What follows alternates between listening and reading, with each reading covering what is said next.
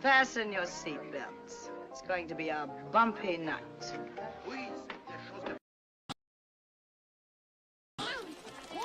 But tell me, Eddie, is that a rabbit in your pocket or are you just happy to see me?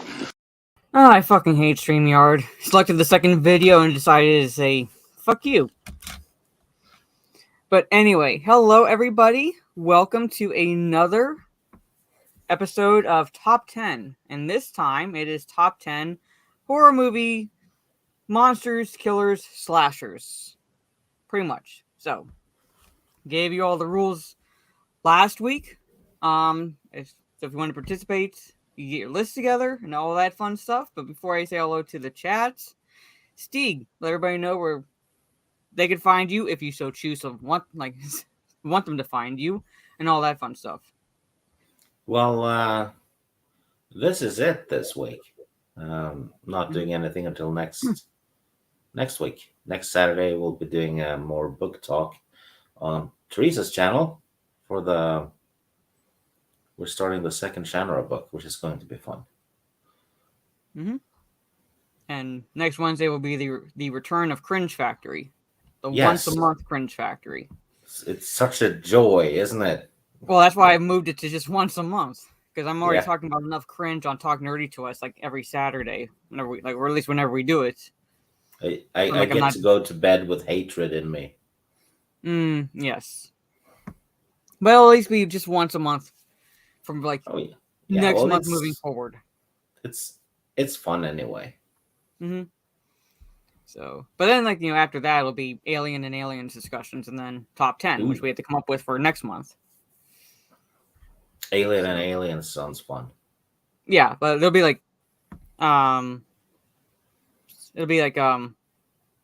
one at a time. So I can't do both in the same stream like I did with Predator and Predator 2 because it was over 4 hours. Yeah, I think I went to bed after Predator 1. Yeah. So when I see the member chat, I have the YouTube on the other screens. So, but anyway, thank you all. And like I said, this is the top 10 horror movie monsters, killers, slashers. So the only real rule was if you chose like Dracula, for example, you'd have to give us the specific iteration of Dracula. So was it Bela Lugosi's Dracula, Christopher Lee's Dracula, Gary Oldman's Dracula, or hell, even Leslie Nielsen's Dracula? But you had to be specific on which version would make your list. You can't just say Dracula because there's different performances. But on the flip side of that would be Michael Myers, Freddy Krueger. They're pretty much the same. Also, no aliens in the franchise, they're the same. Kind of. Oh, no xenomorphs or Predator. Yeah, no xenomorphs or Predator, because those are monsters, but this is more of the horror movie, or at least, because I included one that's more of a thriller, but still he's a killer, on the list. So, because he might judge my 10, because I added it just because it influenced my, it was part of the influences for me, choosing psychology as a major. So, but anyway, so we can say hello to the chat, and then we will get. You studied psychology? Yeah, I'm a psychology major. So you're having a field day every time I DM a D&D game. Oh yeah, I always it doesn't really take much to basically make the diagnosis or prognosis you're batshit crazy. Oh, well, thank you for the effort, though. Well, there you go. And you're the first in the chat. Where's my soul?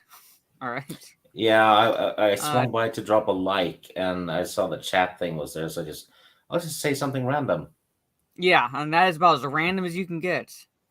But for Trey, because I see Trey in the chat, where is that special video I have for you? Me. Oh, what up, my knitter? Trey reviewed Frankenfish the other day. Yeah. Mm-hmm. Awesome movie. So I have not seen it. I do try to watch the, I guess, stranger types of horror movies, but I don't always have the time to do it. Because I saw a movie, the what's it called, Velocipaster, Yeah. That's an actual movie. I guess he Susan has Ronan. he probably has an erectile dysfunction. Oh fucking hell! Hello, Susan Ronan. Orange Hat Reviews. Let's get this party started. Yeah, yeah, yeah. Gigawatt 1.21. Hello. Ms. Martin Uses. Hello. Zekarat. What's up? Gravy. Hello, Mara, Steeg, and Chat. I forgot to make a list. I'll just say 1 to 10. Okay, I'm his favorite monster killer slasher. 1 to 10. So there you go. Jeff Atkins. Hello. Says, oh, hello. Hello. Speaking of Mara being a monster slasher, have you ever played D&D with her? Sorry. I never pretended to be a saint. Yeah. So, and I've told other people like certain like things we've done in our sessions without going into detail, and some of the guys got a kick out of when I told them like I choked 2 bitches. Oh yeah, you did. I was thinking you drowned one, but that was another time. That was another time. That was the merchant and his wife. I drowned the wife, but Yeah. the two as Teresa and I put the 2 cunts. I choked them both to death. Hey, Jaluk. Nina still has the most brutal kill. She stabbed her aunt in the crotch with a sword. Yeah. And I see Jeremiah M's member chat says, "Good evening, guys. Thank you so much, Jeremiah. Good to see you." Let's see. Klinsky and Herzog's Vampire. I'm saying, like, we'll be getting into it. We'll be getting into it. If that's your favorite, yep. Yeah, Leslie Nielsen Dracula then. Alien was a horror, but we were thinking but that also falls into the sci-fi category. I do argue it's a horror movie. I do argue that. So I do agree with that for the most part. But we kept it more like straight scary movie. Scary we kept movies. It on Earth, basically. Yeah, scary movies, those franchises, things like that. So more just on Earth. Whereas that takes place in, Alien takes place in space. Aliens takes place on another planet. So, Soul Assassin, hello. So, but I do agree with you that Alien was horror. It was horror. I will argue that like till my grave. I don't care what anybody says. The first that one is a horror definitely. Movie. That is a horror movie. It just we kept it on Earth. So the Sentinel, hail, good to see you. The candle story is pretty much a horror scene. Yeah, pretty much it was. I even made a story picture for that one. Yeah, you did. Psychology majors are always the crazy ones. Well, I mean, watch my gaming streams, so. Sometimes you just got a chokeho. Yeah. Death on Gage. Oh Lord, what did Filoni do this time?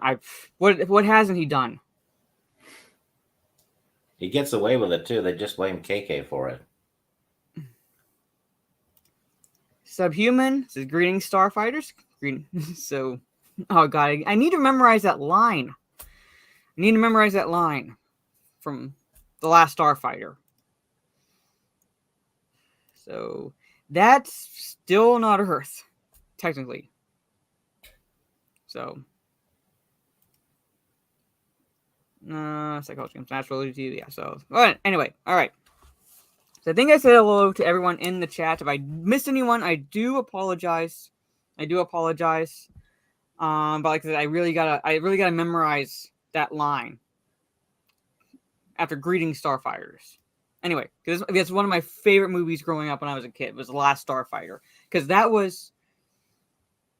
When I say generic plot, I don't mean that as a negative, but it was like simple and brilliant in its simplicity. And what kid playing video games or arcade games wouldn't have just gotten excited at the chance, like, hey, I'm going to fly an actual ship. This is a test. So Mazda is an eldritch horror. Mazda is pretty much an eldritch horror, which is why we should not kill him, because then he'll come back a lot more powerful. So it's like Lovecraft-ish. Yeah, he's a Lovecraftian entity, where it's like we shouldn't kill him, because then he'll come back a lot more powerful and a lot more of a Gronk. All right, so he's a horror character, but don't kill him.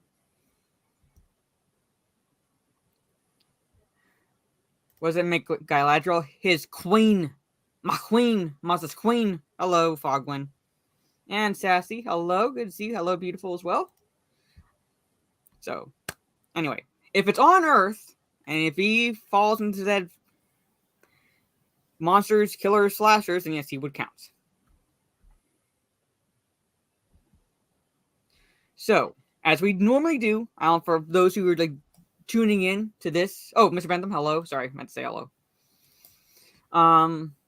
What Stig does is roll a d20 because we play D&D. So he rolls a d20 to see who starts first, and we switch off.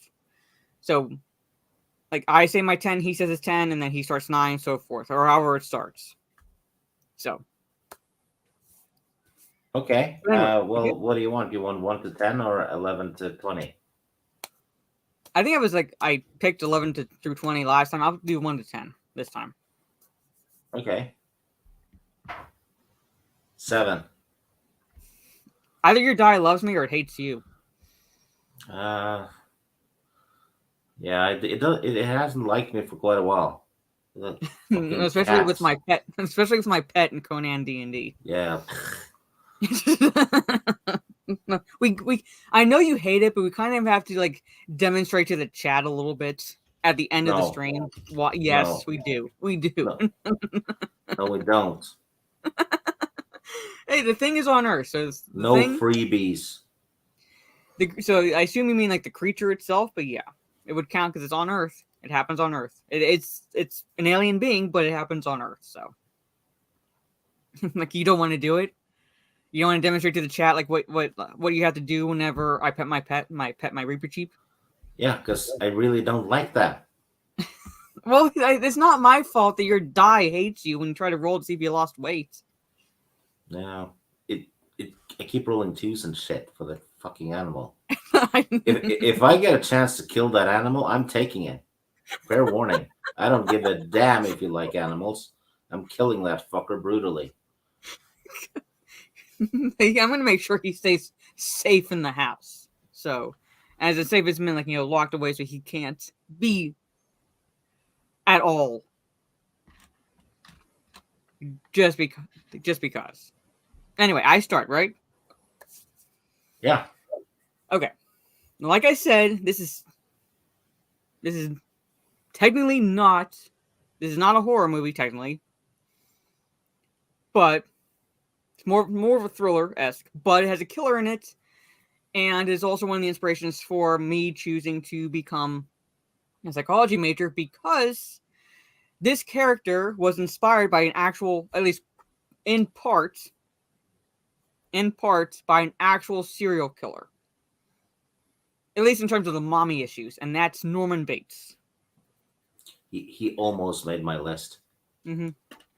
So he's number 10. What kills that movie for me, the original Psycho, is the ending. And I don't fault Hitchcock for that, because the original... Okay, spoiler alert for anybody who has not seen Psycho, all right? Norman Bates is the one who's doing all the killing, okay? So spoiler alert, I'm very, very sorry about that. But he's the one who's doing all the killing, and he has mommy issues. All right, he was inspired. That part in itself was inspired by real-life serial killer Ed Gein, who incidentally inspired a little bit of another in the slasher franchises. Well, don't point at me. I'm not pointing at you. See my fingers like this? Not this. Like this. Oh, fucking hell. Anyway, is Leatherface. Because Ed Gein would kill women, and not going into any gory detail, but use their skin to make, lampshades, other things around his house. And also, he also kind of inspired Buffalo Bill in a way, because he wouldn't exactly wear the skin, but he kind of did shit like that. Anyway. But part of that was inspiration for Norman Bates' character in Psycho for Alfred Hitchcock's. And Alfred Hitchcock... Oh, Dr. Phibes? Yeah, that's good. So I like the Dr. Phibes movies. I did see it, but I saw it years ago. And Chucky. Yep, Chucky. Yep. Seriously, Galadriel riding horse, yep.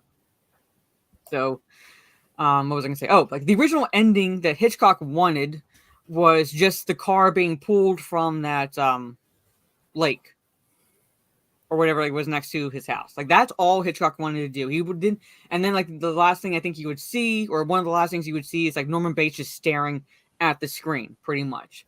But the studio made him film the scene with the psychiatrist because they didn't want that ambiguity ending sort of situation. So it's like, what's going on with them, like, how crazy is he, things like that. So they wanted him to add that scene, and part of me thinks that actually killed. Yeah, because they basically just spoon feeds you. Yeah, they spoon fed you the information. As much as and as a psychology major, as much as I kind of appreciate that, as far as like in the movie, no, just leave it kind of open ended. We know he's crazy. He was caught literally wearing a get up like to make him look like an older woman, his mom, pretty much. Did you ever watch Psycho 4? Which is kind of about him when he's a kid and when he kills the mom. Mm-hmm. I did not see that. Like the sequels, I was like, eh. So I just didn't bother past like the. It's kind of bad, but it's also interesting, Mm-hmm. Yeah, Hannibal Lecter. He almost nearly made the list. He nearly made very nearly, because I had to really narrow it down. But yeah, Hannibal Lecter nearly made the list. Creature from the Black Lagoon, The Creature, yeah. Xenomorphs would be on your list, except we kept it on Earth. Chrome Skull, and hello, Hassan, good to see you. But yeah, so. But I might like. I'll try to find to see if I can stream it somewhere and watch it, because I do have to watch the original Halloween, because I'll be on a stream next Monday on Liquid Blake's channel with Lethal Lightning talking about 1978's Halloween. It was on a channel that I didn't get, and I think when it premiered, I was deployed. So it's one of those situations where I could, like, if I don't start it from the first season and, like, things get in the way, life gets in the way, I didn't have a chance to watch it. So I do want to watch it. It did look interesting. I didn't exactly like the direction they were going near the end, because they race swapped Janet Leigh's character, I believe. So it was you really didn't have to fucking do that. I watched the first season, but it turned into a teen drama a bit. Yeah. Hey TJ, and speaking of, that's Liquid Blake, but he's on his damn Blackroid account, so I will play this. Me. Oh, what up, my knitter? Marion Crane, yeah. So I saw that and I was like, So yes, here it is. I will be on that, talking about the original Halloween, one of my favorites. I don't know if I want to put it as my absolute favorite horror movie, but like really right up there. One of like my favorites is Halloween 1978. And hello, Phil, with looking like $1,000,000. Thank you so much, Steve and chat. Hello. You always like The Birds over Psycho. Actually, The Birds was inspired by an actual event. I don't know if many people know that, but it was actually inspired by something that happened, just not with birds. But it was actually inspired by something. It happens with seagulls where I live. Well, I mean, since I've been diagnosing you, I can't blame the seagulls. I have a blood feud with seagulls that goes back all the way to the late 80s. Yeah. So I didn't dislike The Birds or anything like that. I enjoyed it, but I prefer Psycho over The Birds. But yeah, The Birds, now don't quote me on this because I'm like 95% sure, but I believe The Birds was inspired by an actual event. Still a good movie, but like as far as Hitchcock movies go, my top ones are Psycho, Lady Vanishes, 39 Steps, North by Northwest. They almost remade The Birds a few years ago. I think Samuel Jackson was supposed to be in it. Oh God, I mean, if he'd been given anything to work with, where it's like he wasn't playing himself, Hollywood. Yeah, for that, the guy's a tremendous actor, but they just hired him to say, "Well, motherfucker," now. Yeah. Yeah, Rear Window was good. I liked Rear Window. I liked Jimmy Stewart in that, as well as Raymond Burr. Like, Raymond Burr did like a really good just ugh. So yeah. But anyway, get these damn birds off my movie. Yes. But anyway, okay, so that's my number 10 is Norman Bates. Because of that inspiration for what I majored in college. So Yeah, I went to chef school. all right. You're number 10? Oh, my number 10 Yes. is well, it's the I just said creatures. It's from the Descent movies. Okay. Yeah, I don't think they're really given a name, but I know what movie you're talking Yeah, about. they're creepy as hell. Yep. They're kind of like bat-like, but without the wings. And if you start watching that movie, if you watch it blind, it's you know it it's like a cave exploration And movie, it and started then like all of the us, first one had all women in it, so it's like don't say there's like no has been any strong yeah, female characters. It's yeah, all women. and I had no idea what that movie was about, so I just figured it was like cave survival, right? Mm-hmm. And then boom, all of a sudden Yeah. one of those creatures are next to him, and that one was a jump scare. Holy damn! And Mm-hmm. it's eerie. It has Yeah, jump scares in themselves aren't bad, but no, it's Hollywood refuses to actually build up any tension or apprehension before them. yeah, They just do like a loud noise or just something like that, and they expect it to be a jump scare, and we can call it a mile away. But real jump scares come from like the location. They're underground, things like that. It's contained. It's dark. yeah, and it's such an underrated horror movie, Mm-hmm. especially the first one. The second one isn't that good, but Mm-hmm. the first one is definitely probably a cult classic. I think I saw it. When did that come out? Because I want to say that I was in Netherlands Antilles when I watched it. Because it was on TV. So I want to say it was like Yeah, around then. But I mean, I'm not saying that it came out then, but I think I was there when I watched it. Okay, 2005. All right, so I watched it on TV in Netherlands Antilles in 2008. I think I had seen it before then, but like really sat down to watch it when I was on deployment. So in 2008, that's when I watched it. But yeah, I liked it. Like I said, if this had been like a top 20 list, probably would have made, likely would have made the list because there are like ones in there from others like franchises where it's like, how do you not have that on your list? But yeah. So, but anyway, okay. So the creatures, we'll call it like I guess we'll just call them like cave creatures from Descent. cave dwellers. So anyway, I'm not sure what you're posting in the private chat. Oh, okay. Oh yeah, it's just Anyway. for the thingy.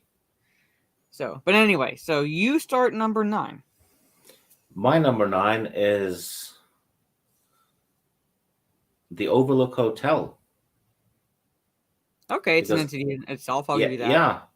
yeah. I wasn't quite sure how to Well, describe this is it. the Overlook Hotel, basically, because Yeah, it's, in itself, it is the antagonist for yeah, The and Shining. it's the location and the antagonist, kind of, Call them Mazas. you know. Yep. And holy hell, does it have an atmosphere, right? Mm-hmm.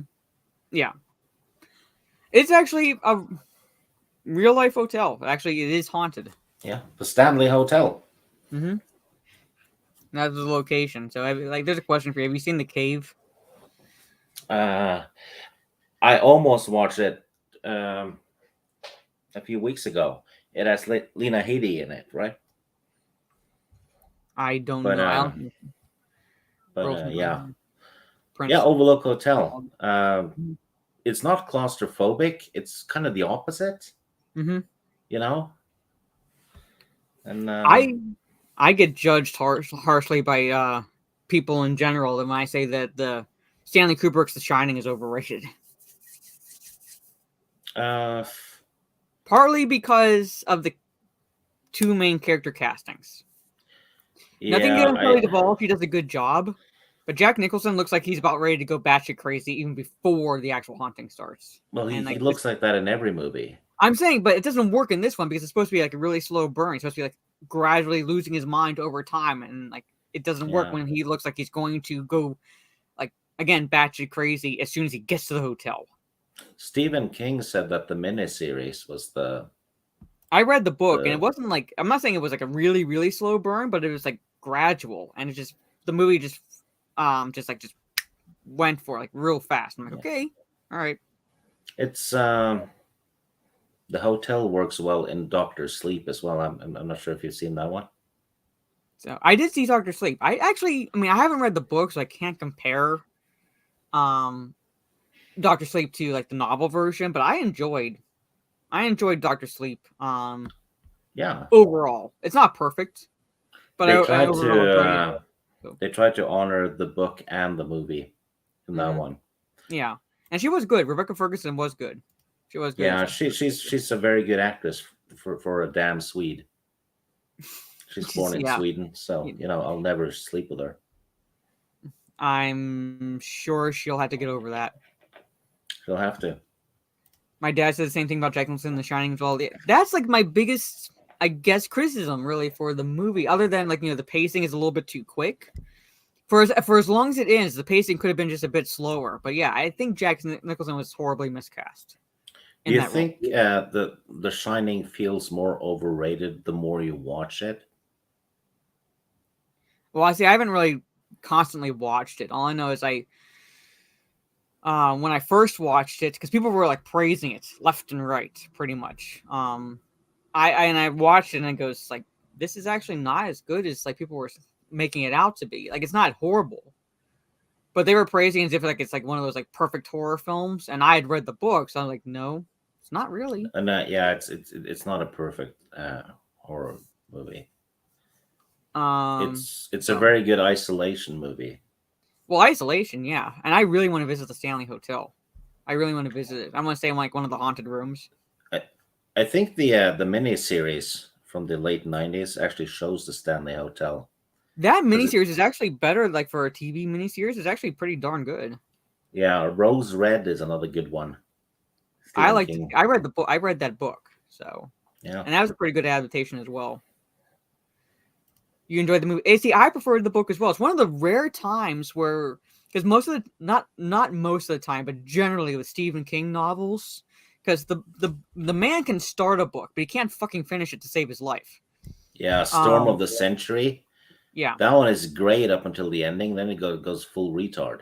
Yeah, so for the most part with his books, I generally preferred the movie adaptations, like Salem's Lot. You know what? I've never seen that one. Mm-hmm. It's another one of those that. Okay, yeah. Okay, make sure it's the I gotta make sure I remember the year correctly because there's been remakes of it. Yeah, there's one from the late '70s. That's the one I'm thinking of. That's one I'm thinking of. I want to make sure. The remake has Rutger Hauer in it. There's been a couple remakes. Actually, there was a sequel to Salem's Lot, 1979, A Return to Salem's Lot, which is like pretty bad. But there's been other remakes. But yeah, 1971. Well, I actually preferred in that case the movie adaptation to the book. But this was one of those rare instances with The Shining where I preferred the book to the movie. But anyway, yeah, like the Dark Tower novel movie wasn't exactly horrible, but the book was better. But yeah, you should. It's 8 books though, and they did one movie. Mm-hmm. Yeah, there's no way like that would have had to been a series just because of that, but they chose not to do that. Just like try to squeeze all that shit in. It doesn't work. It's also why a lot of video games can't be turned into movies well, because you have a game that has like 50 hours of playtime and story. Mm-hmm. You can't do that in 2 hours. So not really, no. Like I think, like I say for example, Ghost of Tsushima, I think could work well as a miniseries. That one would probably work as an anime series. So it would. And you don't like anime, but that story would work. Yeah, yeah, but it's even if I don't like it, it's Mm-hmm. still a lot of stories would work well as an anime, Mm-hmm. especially a Yeah, lot of fantasy I think there. series. I think there is a good way to adapt video games into movies, but if it's an RPG, if it's heavily storytelling based, then it would have to be.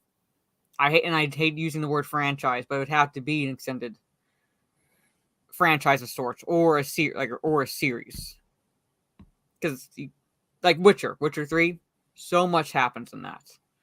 So much happens Yeah, that you can't exactly just condense it to a theatrical run release.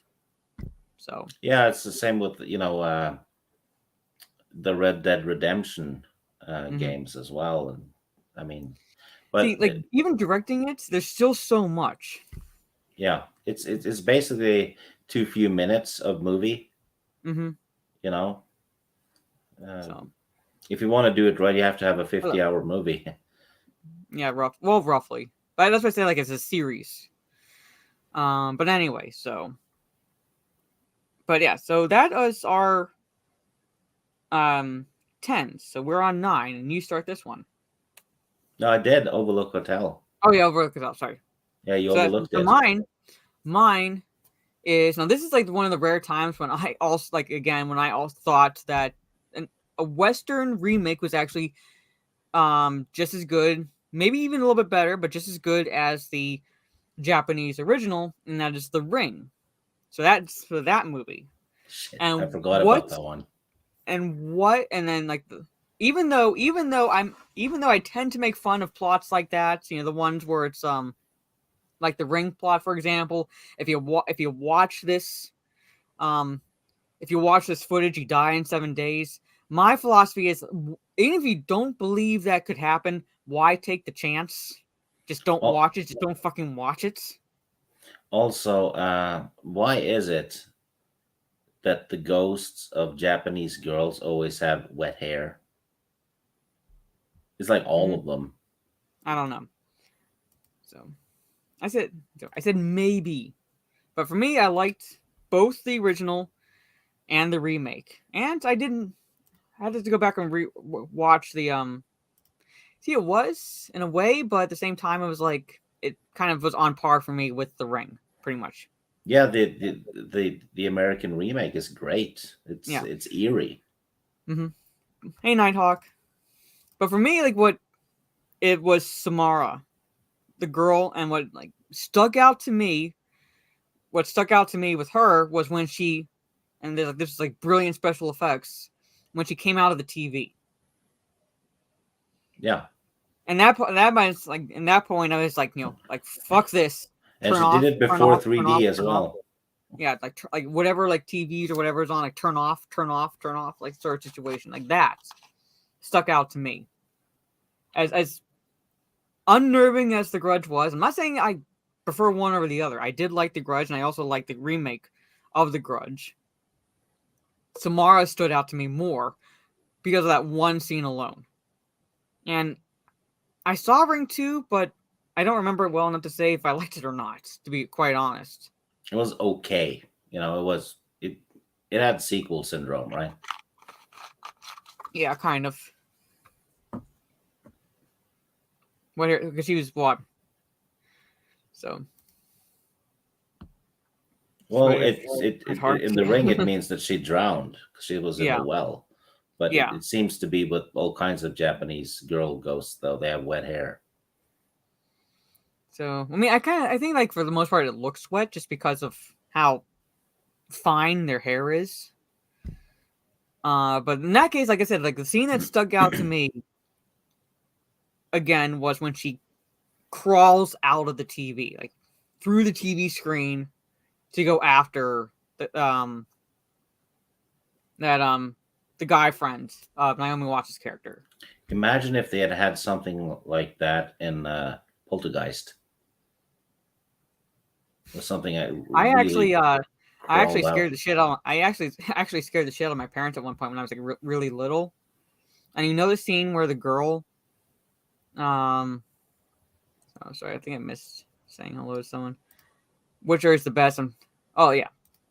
Oh, they're screwing up. They're just going to be screwing up the series tremendously post the season 2, already screwing it up. But anyway, Oh, what The was I gonna say? Witcher. Yeah, The Oh, Witcher. that story's gone. I mean, I've been Yeah. reading the books these days, and yeah, there's nothing left. They can take events, Mm-hmm. you know, but it's the elf lady that kind of becomes kind of like a little queen, you Yeah. know, Mm-hmm. that doesn't even happen until the fourth book,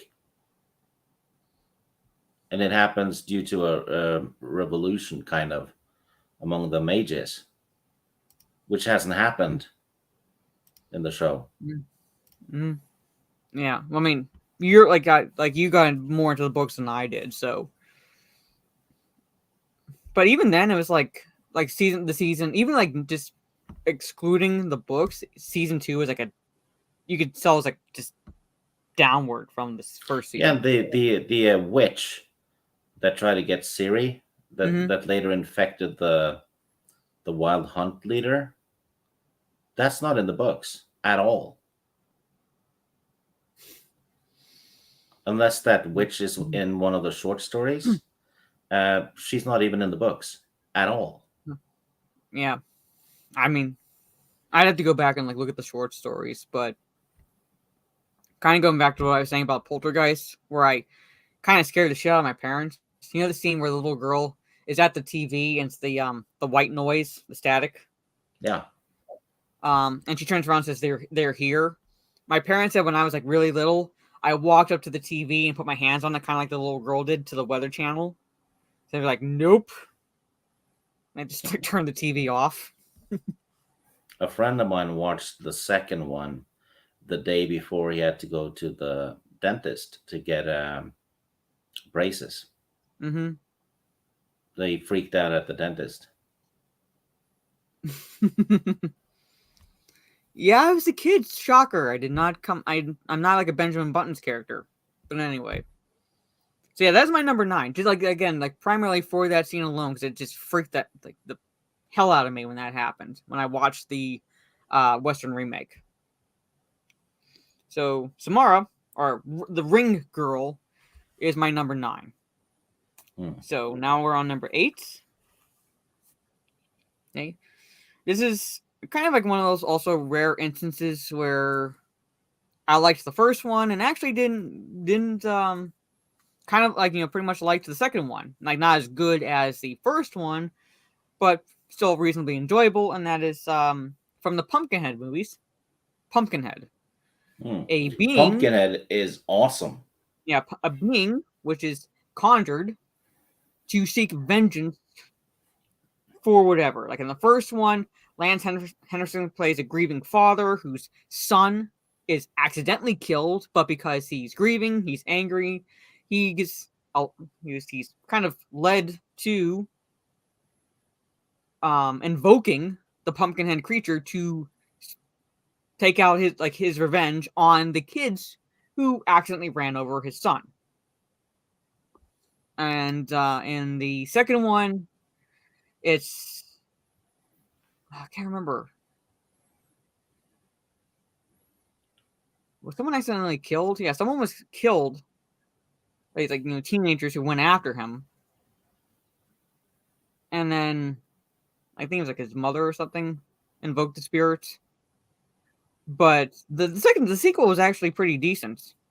Again, going after teenagers, things like that. But the creature itself, the creature design itself, I actually very much liked. I liked the Yeah, Lance Henriksen in the first one.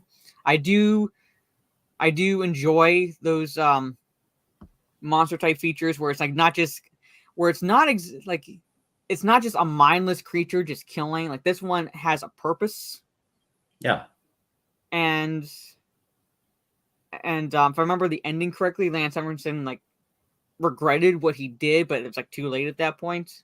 So once this creature's released, you can't stop it until it kills. It kills like the last one. It's like the last person it's supposed to kill to commit that act of vengeance. So I like it. Yeah. Underrated, actually, Pumpkinhead. Yeah. I had him But he's one of my favorites. He's one of my favorites because I very much enjoyed the first one, and I again, like normally with like certain horror movies, I don't even bother really with the sequels. If I watch them, they're not good. So I almost included the Werewolves from the Howling. Like I said, if this had been a top 20 list, those would be on it. And not these. they're creepy looking, but I do have 2 vampires on my list, but they're not both Dracula. Dog Soldiers had good werewolves too. Yeah, someone up near the top said like the werewolves and dog. I think it was. Where was it? Can I scroll back that far? Oh, here it is. Yeah, Trey. Yeah. And then included the vampires from 30 Days of Night. Death. Yeah. Okay, Death. You could count Death. Yeah, it's a killer from Final Destination. Candyman. Okay, yeah. So yeah, but number 8 is like without going into details about more details about the movie, Pumpkinhead. That creation goes into my top 10 list because I like the design. I like how it's like not just a mindless killer, has a purpose, and so forth. So yeah, and anyone watching that hasn't watched Pumpkinhead, watch it. It's definitely worth it. Mm-hmm. At least the first one. You don't really have to watch the sequel because it's not connected in any way to the first one. The only connection is Pumpkinhead. But it's like you don't have to necessarily watch the sequel. But I say give it a chance. Give the sequel a chance. But yeah, so that is my number 8, Pumpkinhead. Well, I have to do number 7 then. My number 7. Actually, no. Don't you do number 8? You're number 8? Yes, I should do 8 before 7. You're correct, madam. Mm-hmm. Well, at number 8, which is before 7, I have the Necronomicon from Evil Dead. I almost included that because I was like, well, if I'm going to include anything from Evil Dead, it'd have to be the Necronomicon because that's the actual entity that's causing everything. Yeah, I was thinking Deadites, at first, but it's like it really is the Necronomicon, isn't it? Well, I'm saying it's like everything stems from the Necronomicon. So if you were going to include anything from the Evil Dead, it would have to be that because you can't just say Deadites because there are multiple different types of Deadites. Yeah, and it is an entity. Yeah, it's an entity. I'm not disputing that. I'm saying like that's what you would have to do when you did it. Yeah. So. And made even better in the Ash vs. Evil Dead series, which is a 10 out of 10. But I think especially in the first one, which is a pure horror movie, right? That's when it's downright eerie. Yeah. And 2 and 3 and the show, it's more horror comedy, isn't it? Yeah, I mean, like post the third one, it goes into more of leans more into the comedy side. It still has horror. It's still horror. Actually, you know what? Comedy side. I'd say the third one is the more comedy one, more so than Ash vs. Evil Dead, really. Because Army of Darkness is downright slapstick. Well, for the most part, yes. This is a stream talking about our own personal top 10 horror movies, like on Earth, horror movies, monsters, killers, slashers, pretty much. So, yeah. And I did not realize top 10 favorite, not necessarily the best. I thought there were 2. What? Well, it was specifying that it was our top 10 favorites, not necessarily the top 10 best. Basically, yeah, it's our personal subjective list. Yeah. So it will very likely not match the so-called critics' top lists. Pretty much, these are our own preferences. It probably wouldn't even match if we were to make a top 10 best list either. Yeah. No, You know, it's entirely objectively subjective. speaking. Even then, you can't really do. I mean, you can be objective, but at the same time, it's like you'd still risk the subjective nature. Like, what about this? What makes you feel it's the best? Yeah. So, Well, my number 8 was, the Necronomicon. I bet you everyone in the chat has seen the Evil Dead stuff. So mhm. So Secret Window, that would count because that in itself is the entity that's causing everything. That's like, at least that falls into that category. But like the horror movie, killer, slasher, monster, what have you. So it would count. I'm saying like entities can count, as yeah, hence the Necronomicon in Evil Dead, because from that we would not have the Deadites. So that is the main antagonist. So those movies made me want to learn how to speak Sumerian when I was a kid. it technically would count as a slasher because she switches places with a slasher. A serial killer, so it would technically count as a slasher. Yeah. But anyway, so that is your number 8. So now you start your number 7. Yes, finally my number 7. Mm-hmm. My number 7 has been mentioned earlier, way further up. It's Herbert West. Okay. From the Reanimator trilogy, created by H.P. Lovecraft in the 1920s. And H.P. Lovecraft is a character. yeah, and Herbert West is perfectly played by Jeffrey Combs. In my I think opinion, he's kind of an underrated actor. yes. So They almost did a Reanimator versus Evil Dead at one point, wow. but it because Bruce Campbell was all for it, and so was Jeffrey Combs. But it just never, I guess, development hell or something. But the first Reanimator movie though is pure horror. 2 and 3, they just they go the Evil Dead route, right?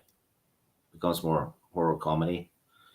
But yeah, the first one is downright eerie, and that head scene was unnecessary. At the morgue. What production company did the Reanimator? Because I want to say it was Full Moon. Could be. Because Full Moon, I watched a good number of their movies, like the like Bloodstone movies. The movie I told you about that I think you would like, if you remember, is that Robot Wars. Yeah, I remember you mentioning that one. But is Reanimator, was that another production company? Because I want to say it was Full Moon. I honestly can't remember. Like, I know what movie you're talking about, but I was trying to remember if it was, like, could have sworn it was that production company. But Tall Man. Yeah. Anyway, yeah, he was good in The Frighteners. Mm-hmm. Reanimator is cult classic Mm-hmm. through and through, really. Nobody freaked me out as much as the sister in Pet Cemetery. She was freaky is a word I would use to describe her. So, but anyway. So, what was I going to say? Okay, so my number 7. So, if you're done, are you? Yeah, I'm done. Okay. My number 7 is like multiple sort of, because you can't exactly pick one or the other, but it's the puppets from the Puppet Master movies, which I've never seen. Okay, how do I put this? They're pretty much guilty pleasures. Like the first one, the first 2, I would say, are probably more in line with like actual kind of horror movie. All right. But once you get past the second one, the Puppet Master movies don't pay attention or even really care about their own continuity. Because they'll bring up things like an origin story for the man who created the puppets, and he'll have like different origins in this series. I believe Puppet Master is Full Moon. I believe that's Full Moon. That's definitely Full Moon.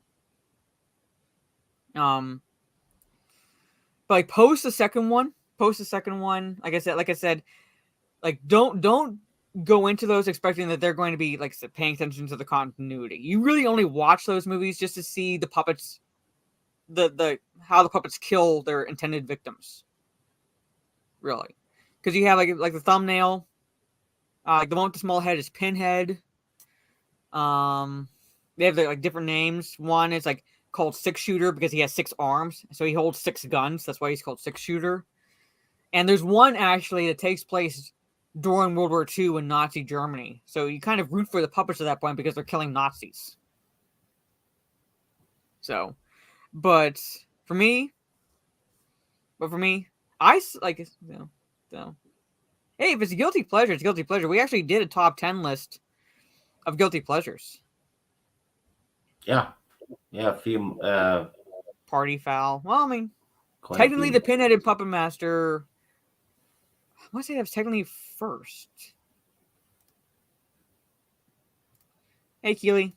But anyway, like I say, they're worth the watch. They're worth the watch. They're guilty pleasures to me. Like they're not like astoundingly good or anything like that. Like I said, like the first two really are like the more like I don't want to say continuity wise, but they're more like on the more focused on the horror aspect to them and things like that. Then post the second one, kind of like with like the other franchises of the 80s, kind of dips its toe into more like I don't say the silly territory, but again, you really only watch these movies for the puppet kills. So, but the Puppet Master movies, I think you would enjoy them for the most part, particularly the first two. But yeah, the puppets from Puppet Master movies. So that makes my number 7. Okay, I'll add them to my list. My Amora list, which is it has shrunk a bit though lately. Unlike your D&D animal. What? Unlike your D&D animal. No. Before that, it has what? I have a Mora movie list. Yeah, Stuff you I might me be to watch. giving you more movies to watch. Yeah, well, I've actually watched a few of them now, so I just don't want to give you a score because it upsets you. Well, because I can't help it if you don't have taste. Yeah. But anyway, that's my number 7. All right. Okay. So, like I said, I start number 6. So, like I said, I have 2 vampires on my list, but they're not both Dracula. All right. So that's still counts. Oh, I know who the other one is. Oh, you probably do. But anyway, yeah. this one is Dracula. As much as I love Bela Lugosi, the original 1931 Dracula, as much as I love Christopher Lee as Dracula, for me, and I'm probably going to get judged here, for me, I gave it to Gary Oldman because for two reasons. One, it was closer to the book. Like the first Christopher Lee movie, the first Dracula, the horror of Dracula, took a little liberties with the Bram Stoker novel. Didn't hate them. Yeah, didn't exactly hate them. The movie itself was decent. The movie itself was good, but the Bram Stoker, the Gary Oldman Dracula, sadly no. They would have made the list if it was in the top 20, but Lost Boys would be on my list. Look. But I chose Gary Oldman's Dracula. Oh, you know you love me. Because it is closer to the book. It is closer to the book than even the Bela Lugosi one is. All right. And 2, yeah. I liked how they incorporated the inspiration for Dracula into the movie as like a what if Vlad Tepes really did become Dracula? What if Vlad the Impaler was real? Like he did really become Dracula. And I appreciated that. I appreciated that because Vlad Tepes, Vlad the Impaler, however you want to describe him, was the inspiration for Dracula. Where with Transylvania being the inspiration for the obvious setting for Bram Stoker's Dracula. So that gave it the edge for me.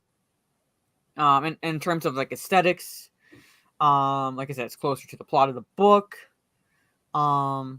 and I liked Anthony Hopkins as Van Helsing. I thought he did a decent job. Keanu Reeves okay.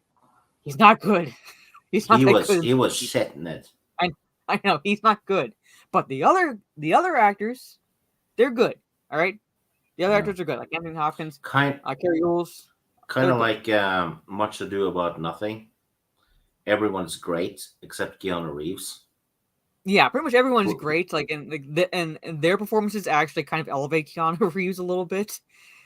But if if you separate him from the others, like he is not good. Did you ever watch Much Ado About Nothing? Which one? The one from '93, the Kenneth Branagh one. Not that one. No. Keanu Reeves plays Denzel Washington's Oh yeah. brother. Is that Much Ado About? Yeah, that is Much Ado Yeah. About Nothing.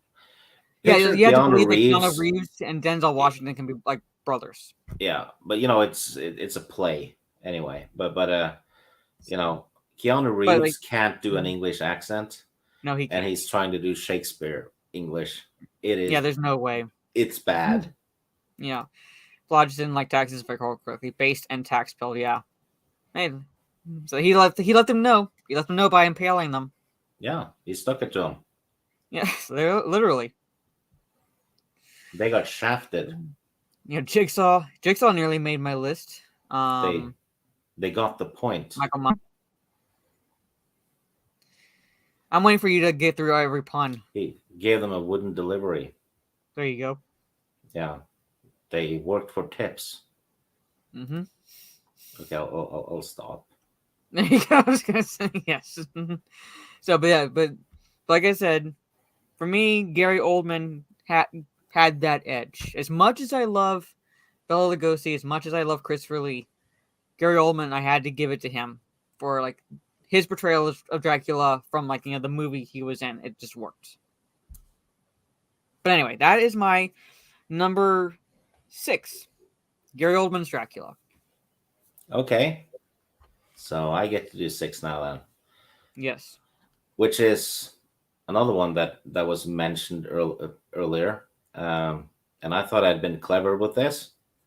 Thought I was the only one who thought of this, but I wasn't. Not at all. It is Death from Final Destination. Yep. It's definitely an entity in those Mhm. movies. And I appreciate the clever ways Death kills off the annoying people. I just love the premise is that you can't cheat death. Yes, it's awesome. And I like all of them. You know, they're definitely, after a while, they're guilty pleasures.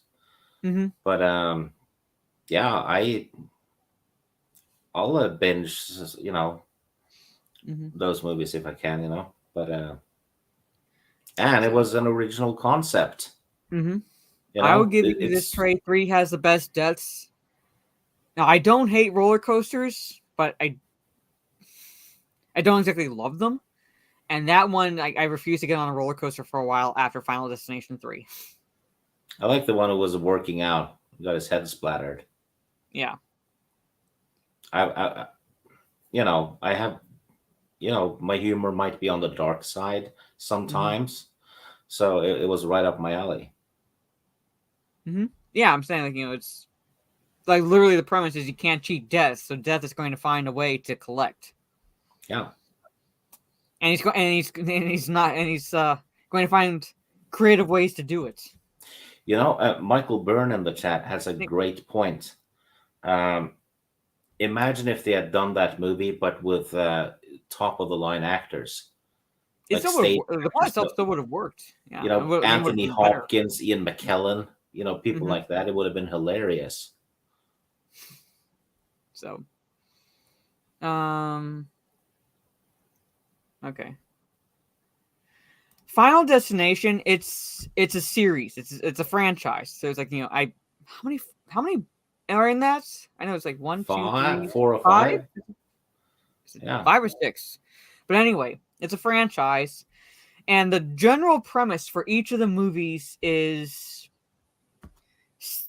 death gets cheated Okay, there's 5. Okay, I see Trey saying 5. I knew there was like around 5. I couldn't remember if it was more than that or at. But 5. Okay, 6 is being made. Okay.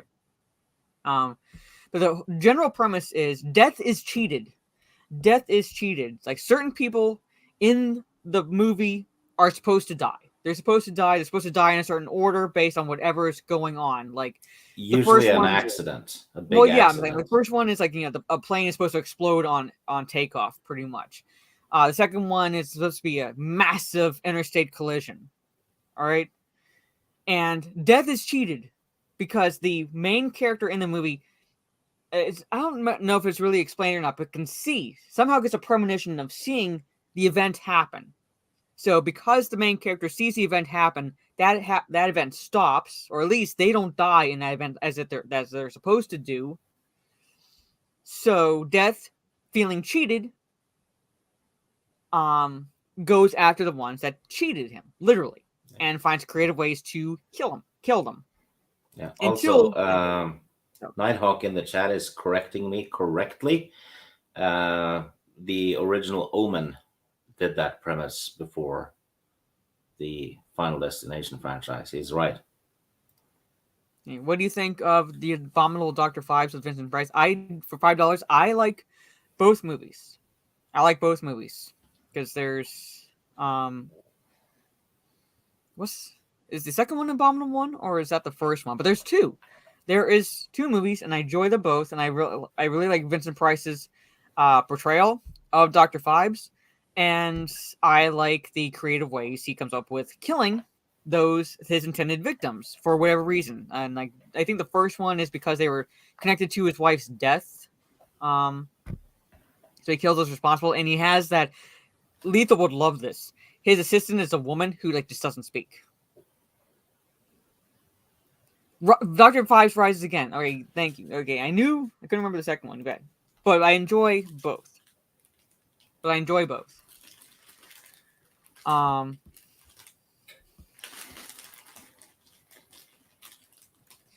did not like Scream 5. I don't think she's exactly horrible as a final girl, necessarily, but the movie itself I did not like. I did not like Scream 5. And I don't know if you're talking to me when you say this, but yes, I made it all the way through Scream 5, and I want my money back. Yeah, there is no Scream 5. Let's go with that. There is no Scream 5. All right. I don't like any of them. So I enjoy them. I like. Let's put it this way. Let's put it I this don't way. dislike them. You know, I'm kind of 50-50 about them.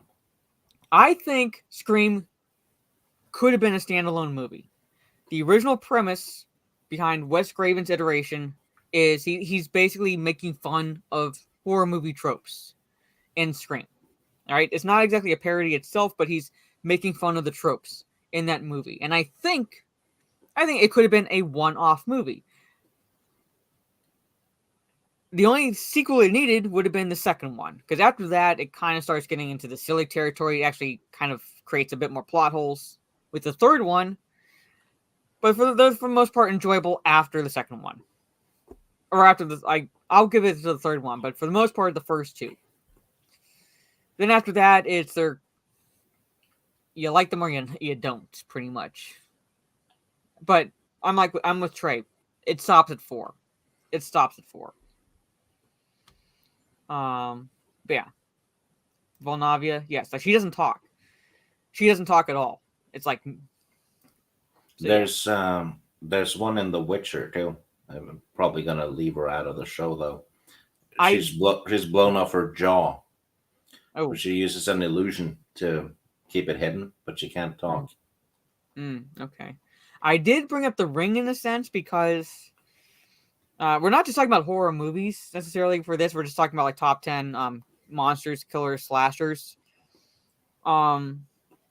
But I did bring up The Ring because the Samara made my top 10 list. She's my number 9. So I did bring up The Ring. Flat out say hate Scream 5. I think you're like, you're pretty much in agreement there. Like, I hate Scream 5 too. I hated it.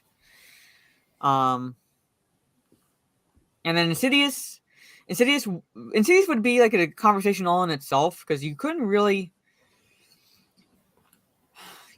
Maybe the creature in the first one, but for the most part with Insidious, it's really just dealing with the entities in the further, and there's like so many. Yeah, it doesn't really have a villain. Yeah. Except for that, well, the lady. Well, that like the lady, technically, but Yeah, even then, it's like that. Like that's really in the second one, primarily in the second one. But Darkness Falls, that's the Tooth Fairy. That like, and Wishmaster. I liked Wishmaster. I like the Wishmaster Oh, movies. Wishmaster is awesome. Yeah, because I liked how they kind of turned the whole Jinn 3 wishes on its head, where it's like you do get your wish, but not in the way you intend. So yeah, with a horror element to it. Yeah, that guy who was in the phone booth telling the lady he wished he was with her when she was at by the ocean. And the Wishmaster just go, the wish granted, and the whole phone booth fills with water. Yeah, pretty much. So there's kind of like dark humor to it as well, with the performance. So I loved it. But anyway, so those were our number 6s, right? So you start number 5. My number 5 is Pinhead. That's on my list. From the, I guess the first 3, and I've said this before. Out of all the slashers and those franchises from the 80s, Pinhead is unique. He doesn't sneak around. He shows up and announces himself, full of confidence, and he has a cool look. And immediately you don't fuck with this guy. I mean, it's instant. Yeah. And Doug Bradley is an underrated actor. He really is. Oh yeah. The new Pinhead, in my own humble opinion, it's meh. The Cenobites outside of the female Pinhead they have for that movie, they're good. They're good. Their makeup is really good. Their makeup is really creepy. The Pinhead itself there's like no presence to that character whatsoever in that movie. And that was exactly my thought. Pinhead had no presence, and also you have a junkie outsmarting Pinhead. Yeah, basically a junkie outsmarting Pinhead. Plus, it's like what I don't get is okay. This is kind of spoiler for the beginning of the movie, but it's not like it's right. They show what this thing does. Essentially, they show this man, this poor hapless victim, being tortured. All right, like you see what's going on. So it's like you're kind of like letting the audience know what to essentially expect through the rest of the movie. And then the next 2 deaths, you don't fucking see anything. So like, what's the point? You already showed us. So why aren't you showing us their deaths?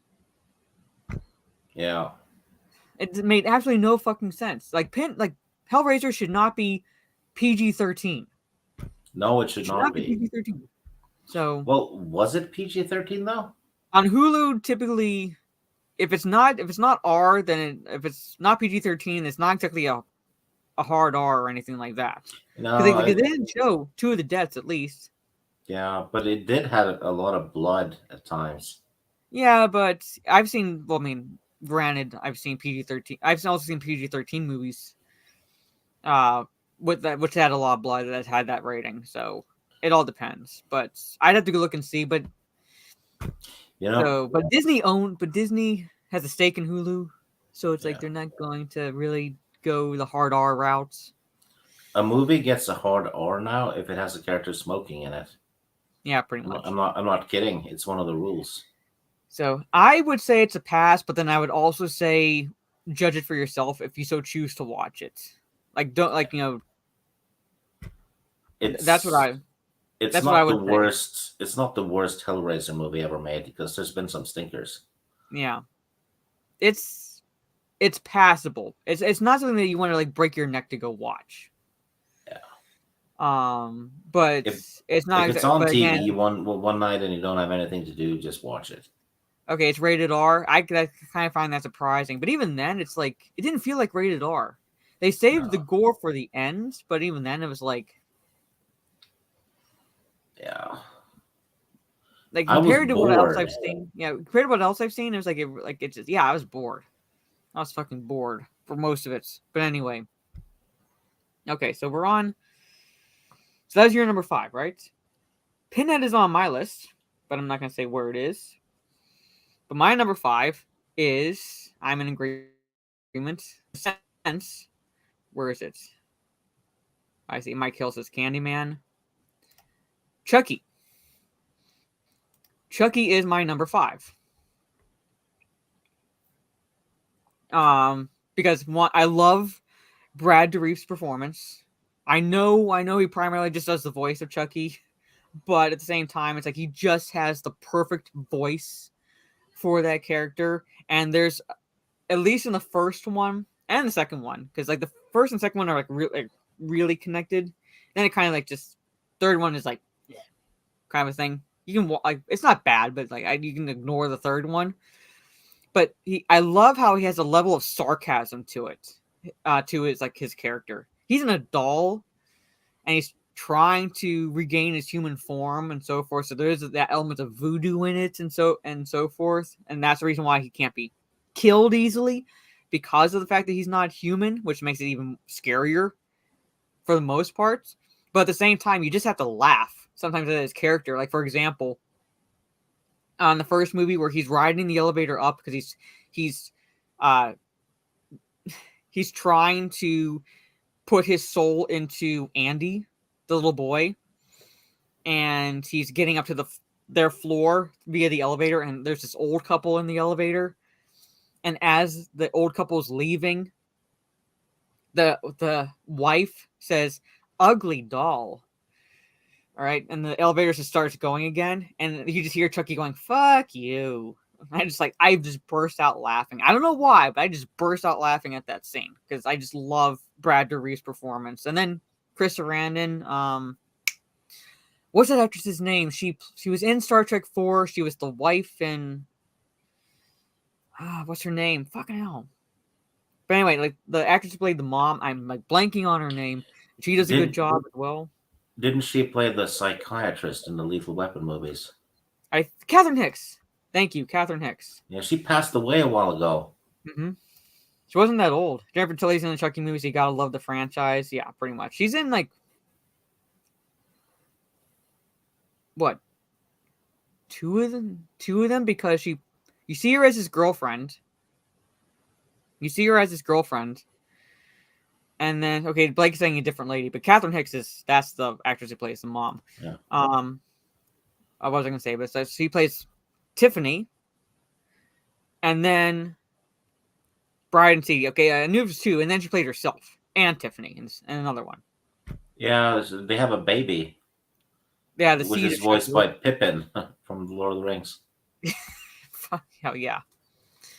But even I did like. I mean, as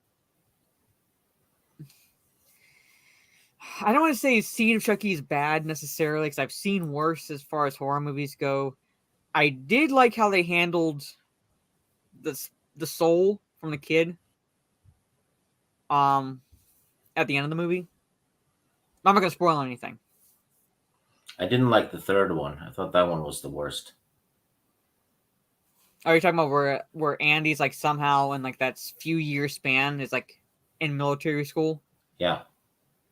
I was like, yeah, that works. But anyway, yeah, like the third one. That's what I said. Like the third one is like just you have to take it or leave it. You don't have to watch it. You really don't have to watch it. And I would have included this also if I had done a top 20 as a Zuni doll from Trilogy of Terror, because that fucking freaked the hell out of me. I watched that one because you told me to.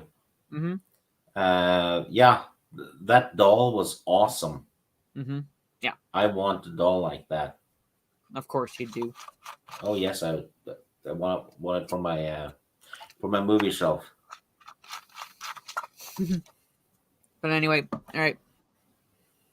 Nice, and we're on. So that's about what I'm going to say about Chucky, pretty much. If you haven't seen the movies, you really only have to see the first two. But if you're so inclined, watch all of them because they just get. I don't want to say comical, but they just border on that. There's a TV show that started a year ago. Did you ever watch that one? The Child's Play TV show, the Yeah. sci-fi. No, I'm not hearing really that good of things about it. I'm not hearing anything about it. Yeah, I mean Trey, I know is I believe watching it, but I'm not really I'm not seeing anything that's like like I absolutely have to watch it or anything like that. But anyway, but yeah, Chucky's my number 5, so we're on number 4, right? Okay. Yep.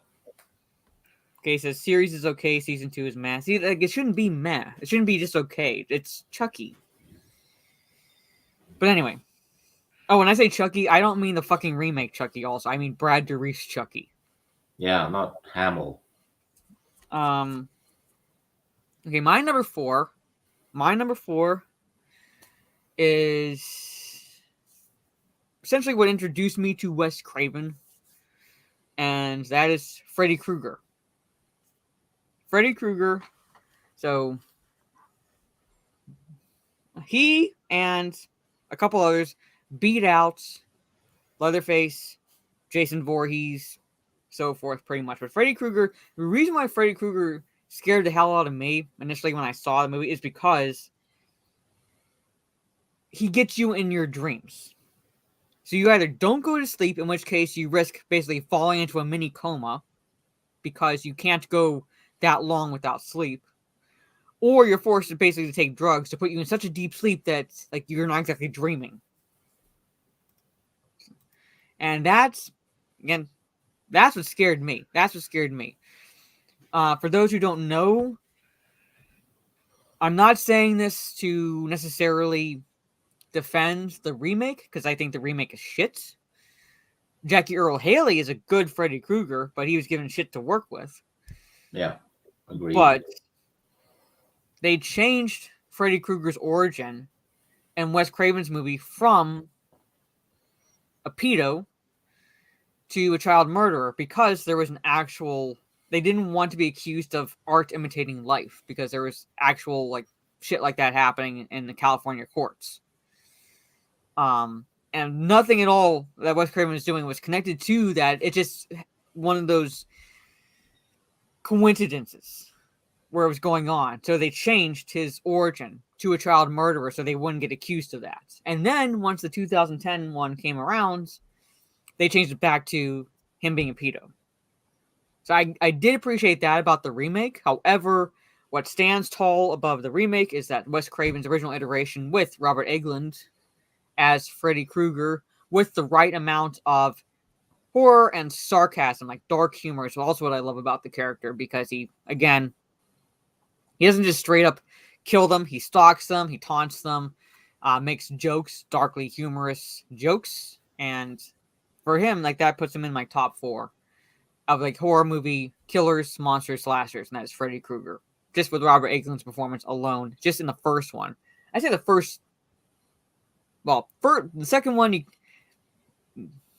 is fine, but really the first and the third one. Yeah, the third one's my favorite. Yeah, that's Dream Warriors. So, but anyway, when I say Freddy Krueger, I mean Robert Englund's Freddy Krueger. So he makes my number 4. Well, yeah, the makeup was shit, but his performance was good. All right, so yeah, go ahead. Sorry, number 4. Well, number 4, I have Jason Voorhees. Mm-hmm. I specified though in the second, third, and fourth movie. Yeah, so you have to exclude the first one. Yeah, but also he gets superpowers after a while when they raise him from the dead in the sixth one. Well, because you can't count the fifth one, but yeah, the sixth one, he gets superpowers essentially. Yeah, so in 2, 3, and 4, and actually in the remake as well. I actually like the remake. As You far as know, compared to the Nightmare on Elm Street one, it was decent. Like, wasn't yeah, great, but it was like decent. yeah, and it's it's Friday the 13th. It doesn't have any deep lore, Not you know, really. and not a lot of continuity. So I never felt the remake did too much wrong. Mm-hmm. You basically want to see idiots get killed. That's You really the know, reason why you watch slashers. yeah. But in the second one, when he's wearing the pillowcase, and at the end Mm-hmm. when he comes through the window in slow motion, that's creepy Mm-hmm. because he Yeah. looks nasty in that one. Mm-hmm. Um, but yeah, Jason Voorhees, And the and third one's where he gets the hockey mask, correct? yeah, I think it's the third one. Yeah. Because in the remake, it's like all in the first movie, pretty much all in that movie. It's like him getting the hockey mask and so forth. But yeah, third one, yes, I believe he Yeah, does not make my list. So yeah, judge me all you want. He did not make my list. Trey Courtney says the remake is better than the original. Well, the remake is more a remake of the second movie. Technically, yeah, because the Um, original, like, we'd go into spoilers. yeah. And I'm Well, not even thinking the first one. it's 40 years old. I think it's okay to spoil it now. Yeah, well, you haven't seen movies that were like well over 40 years old, so Yeah, like who knows? Who hasn't seen it? yeah. But I wouldn't be upset if someone spoils a movie from the 70s for me. Well, I At mean, that point, it's my own damn fault. yeah, but like you are correct. It would be more of a remake of this like second one moving forward rather than the first one. Yeah, Yeah. So, well, Trey just kind of spoils it in the, in the chat anyway. yeah. Um, But yeah, as a mom reveal was boring. I I'll tell you absolutely guys. like the remake. Mm-hmm. But my mom and dad went to go see it in theaters when they were dating, or I think when they were dating. But anyway, they went to go see it in the theater, and I think like whenever Mrs. Voorhees is going after the final girl, you hear kind of like Jason or something like that going, "Kill her, mommy! Kill her, mommy! Kill her, mommy!" Something like that. And it like went on for so long that someone in the audience is like, let her go, mommy, let her go, mommy, because like Mrs. Voorhees kept getting her like the shit beaten out, like smacked out of her by the final girl. People were like, let her go, mommy, just let her go, mommy. And he said like the theater just like laughed at that because of how long it took for the final girl to take out Mrs. Voorhees. But like the movie itself Yeah, is not bad. The movie itself is not bad. I'd say my preference is Halloween, 1978 Halloween. But yeah, so and I sadly I can because I watched that movie. So yes, Busta Rhymes was in the Halloween film. which So, is not the worst Halloween movie now. yeah, not exactly the worst Halloween movie. And if we're gonna give the kudos to the recent Halloween Kills, like congratulations, you just dethroned the worst Halloween iteration. Yeah, which is a shame because the actors were good. Yeah, It was just I don't know what they call it. I haven't watched it yet, so I will give my impression of it when I am finally able to watch it. I'd say Or at don't. all. I, I'm waiting for it to come to streaming where I can like watch it for free and not pay for a service. oh yeah, I Um, found it in a I found it in a I used a different tactic. I know, but like I'm not going. I'm at this point. I'm not going to pay for it. I just don't know when I'm a chance to watch it. Yeah, don't pay for it. Yeah. It's robbery, even if it's just $1. Mm-hmm. Ooh, dropped 80%. That is bad. Yeah. So, hello to your mom, as Martin uses. Hope you're like doing well. Hello, and hello to your mom as well. Mm-hmm. Now, Trey's saying don't. I know, and I'll very likely hate myself when I do. But like, if I'm going to form an opinion, I watch it so I can say this is my opinion, and I watch that shit to get to this opinion versus this is what I'm hearing type of opinion. So I'm just saying I'm not going to pay for it. That's what I'm saying. So, but anyway, so those are our that's my number 4, and that's your number 4. All right. Yeah. So we're now on number 3. Yeah. It's my turn. And for those who are new to this top 10 discussion, when we get to our number 1, we go through our list from 10 to 2 as a recap before going into our number 1s. Yeah. Right. Well, my number 3 is not really a horror movie, but it has a horror element, and it's a horror comedy. Mm-hmm. And I have the Graboids from Tremors. Oh, yeah. Because Tremors 1 and 2 are perfect movies. You know? And I lost count on how many times I watched them. And it's just awesome. It's the atmosphere, the actors, the characters. Mm-hmm.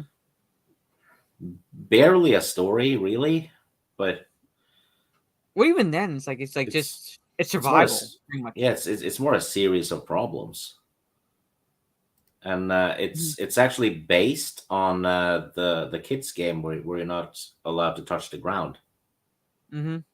That's the premise of the movie. He was also embarrassed about, I think, his performance in the first Friday the 13th as well. Then it became a cult classic. So, yeah, the Tremors flopped, but it started making back the money because it became a huge hit on VHS. Mm-hmm. So yeah, because even up here in Norway, I remember seeing the Tremors VHS everywhere. You know, it was all over the place. Yeah. But Tremors 1 is a 10 out of 10. I mean, if you think about it, they achieve 100% what they're trying to do. Yeah. See that Buckaroo Banzai poster there? I'm not saying it necessarily made its money back, but that also bombed in the theaters because they were supposed to have a sequel and then didn't become popular until afterwards and became a cult classic. So the same thing happened with Tremors. Yeah, I mean, straight to VHS was better than straight to DVD. Mm-hmm. So I think straight to VHS or straight to DVD movies get a bad rep sometimes because it's like the natural assumption is like they have to be shit because then why didn't they release in theaters? And no, that's not always the case. That's not always the case. Sometimes the studios make stupid decisions. People focus too much on box office money nowadays. It's like it's become a kind of like an argument between people supporting rival sports teams almost. Yeah. What I would argue is I'm not saying that every straight to VHS or straight to DVD movie is good necessarily, but I'm just saying it doesn't necessarily mean they're all bad. But what you can say is that it's just the studio didn't have faith in that movie, so they chose to go the straight to whatever routes and are very likely kicking themselves in the ass because they could have been making more money. Yeah. So, man, this is my own. So that is okay. That's your number 3. Yeah. Oh, as Citizen Ronan is right. Michael Gross steals the show in Tremors. Yes. Mm-hmm. He's the one with all the guns, correct? He's the one that's married to McIntyre's character. Okay, I'm trying to remember if I'm remembering the character correctly. It's fun with I think it's the kid or something that does a jump scare on him. Yeah, and he just leans close and says, "You came this close." That's all he says. Yeah, that's why I like. Yeah. All right, so if that's if you don't have anything more about that, then I'll go into. No, it's I'm pretty sure everyone in the chat has watched Tremors. Mm-hmm. Or if not, I'd say find a way to watch it. Yeah. If you haven't, there's something wrong with you. Yeah. So, Birdcomer. Right. So, my number 3 is another vampire. So you thought you knew who it was? Yeah,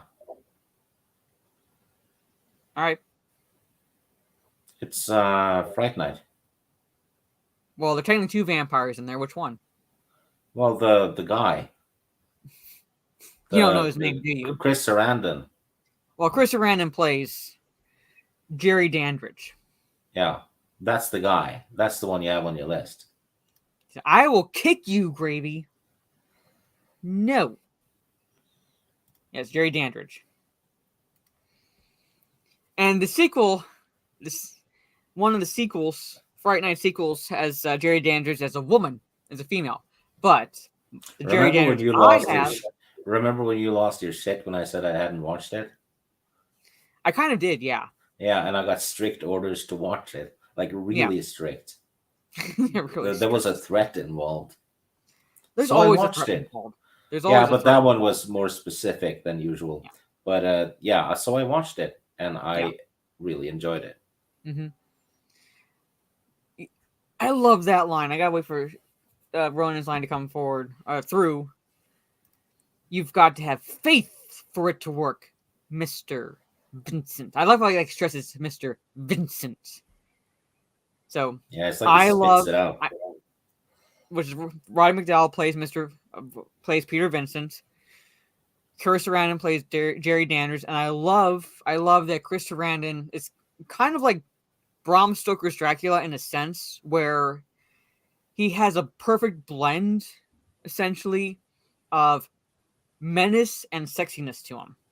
Oh, speaking of sexiness, we're getting free virtual girls chat. Yeah, I know. I love those bots. Where would I be without the fucking porn bots? Thank you, Trey. Don't bother. Don't bother. I mean, Colin Farrell does a decent job as Jerry Dandridge, and they do. I will say this as a positive for the remake. They set it in Las Vegas, so it is believable for him to be sleeping during the day because a lot of what goes on happens at night. So they do have the element of believability to that. Things like that versus kind of how it was in the original Fright Night. But don't bother. I mean, the only other positive thing I will say about the remake was David Tennant's Peter Vincent. It's different from the Peter Vincent in that. Yeah. But his Peter Vincent was decent. I'm fine with them trying something new, you know, to keep it a little bit fresh. I said that one, the original, not the remake. Fuck the remake. That one. Yeah, I love when he whistles "Strangers in the Night." That is like both. That's so like darkly comical. When he's gotten permission from the mom, who's the true owner of the house, so he can enter anytime he pleases. So he's gotten into the house and he's sneaking into Charlie's room and he starts whistling. Shut the fuck up, Dan. They're not that uneven. It's just the angle of my camera. They do the same thing in Hot Fuzz after the actress have been killed. Mm-hmm. And Timothy Dalton's driving by, and they stop him and they have a little chat. Mm-hmm. And he's playing Romeo and Juliet. Yeah, on the stereo in the car by Dire Straits. It's kind of rubbing it in almost. Trey, I'm already planning on hurting like 3 people today, maybe 4. Don't make it 5. Yeah, so don't bother today. watching. It's not even me. Yeah, today's not Stig. Surprise, fucking surprise. Today's really weird. Yeah, it's everyone but me.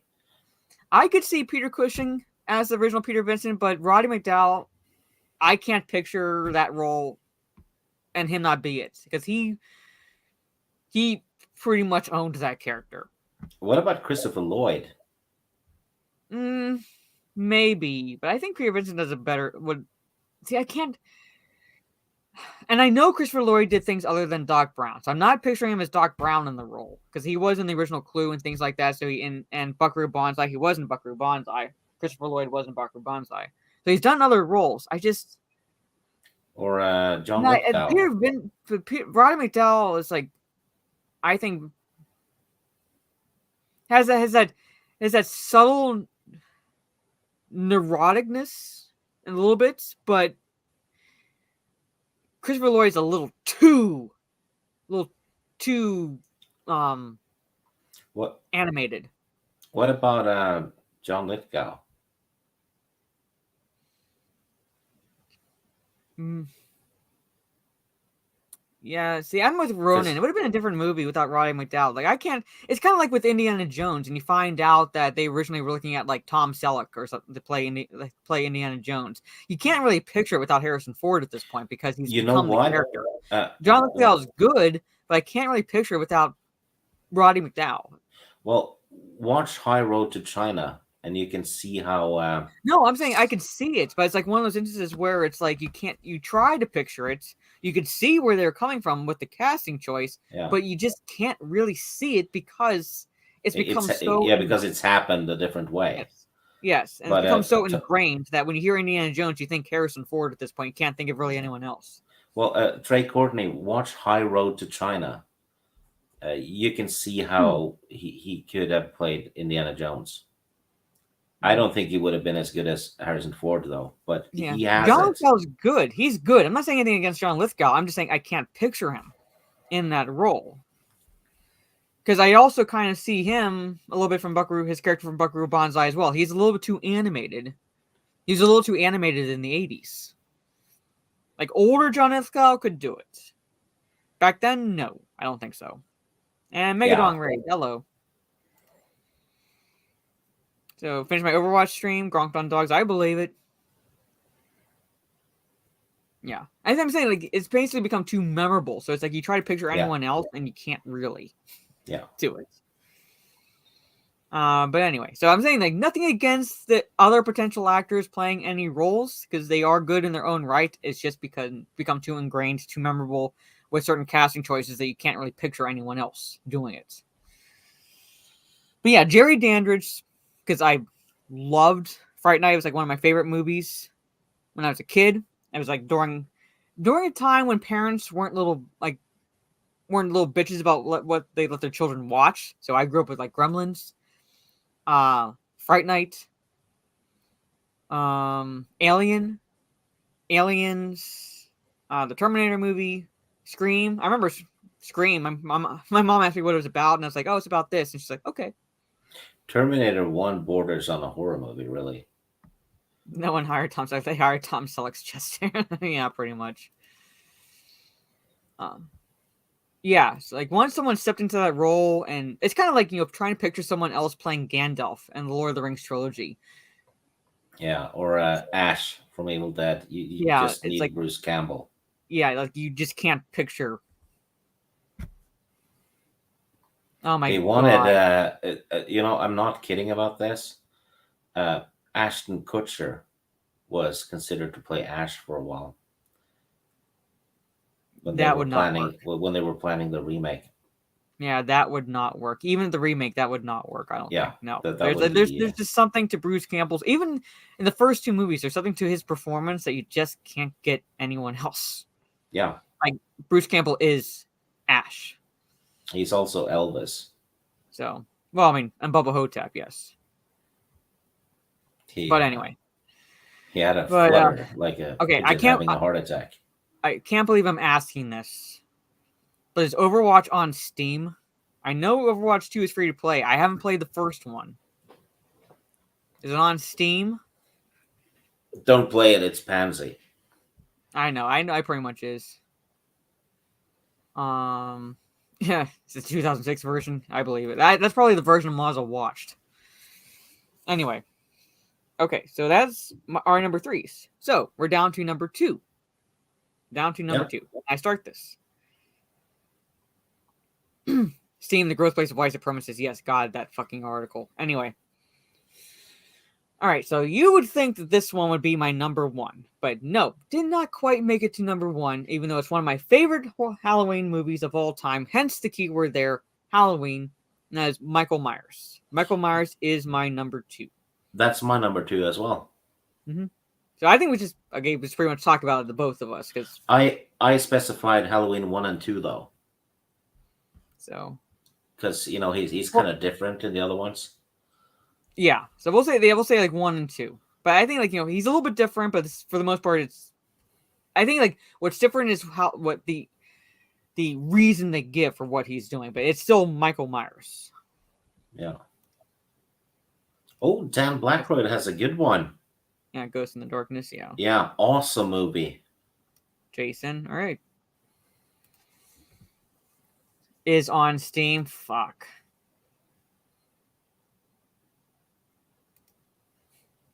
I might download it just for shits and giggles because it's free. But anyway, Leprechaun. All right, so. But anyway. Yeah, so we'll say like 1 and 2 pretty much, because 2, even though it wasn't intended to be this way, it is a direct sequel to, or at least let's put it this way. John Carpenter didn't make the first one with the intention of it becoming a franchise. When I say it's like didn't want to do 2 necessarily, but 2, the second one is a direct sequel to the first one because it picks up literally right after the events of the first movie. So it's not like really much of any time has passed.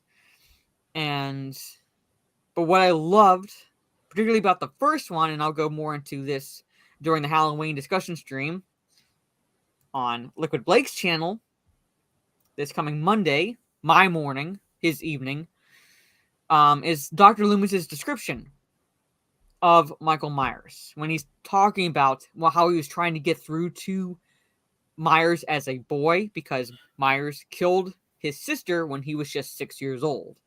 Would you agree that Loomis's description of Michael Myers is similar in tone to how Quint talks about sharks? Yeah, in Jaws. It's very similar. Very, very similar, because there's this. It's like it's basically just it's the character just describing his feelings about another character, like Quint's describing sharks. Dr. Loomis is describing Michael Myers, but there's an eeriness to it, particularly with Loomis, because he's like talking about how he's like there was nothing in Michael Myers, like no soul. Like he just looked into his eyes and they were lifeless, like nothing but evil. Like they're like this kid is just like evil, like doll's eyes. Yes, and that's what elevated Michael Myers when I was watching these like horror movie franchises growing up. That's what elevated him because of that description. Like he is pretty much the boogeyman in the first one. He's the boogeyman. Like, because you have to wonder. You kind of have to wonder. I'm not saying not taking into account anything that happens in the later movies, but like, is he human? Like he moves with almost like a supernatural quality to it, excluding the supernatural shit they tried to add in the last movies. He kind of glides. Yeah, I'm saying like there's a supernatural quality to it. Yeah, like, it's just, you have to wonder, like, is he even human at all? Yeah, he's always completely calm. Yeah, and I don't hate me, Trey, or anyone who's like picked Jason for their lists. But I always kind of made fun of Jason because I was like, it's like what the reason why Freddy like scared me the most, because like you could kind of Jason's like just slow, lumbering things like that. So as much as I love Jason, he kind of had that lumber movement. Yeah, but you always trip though when you try to run away from him. I know there was always that trip. They always fucking. Yeah, they don't find the car keys. Yes, because you have like 50 keys on the chain.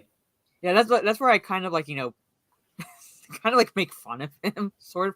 Not that he's a bad character. It was where I sort of make fun of him. But with Michael, like there was that just like this chill to his character. Like he was slow. He was also slow, but there was like a methodical nature to his movements. He would just like disappear behind hedges, or like a bus would pass and he'd just be gone as soon as the bus passed. There's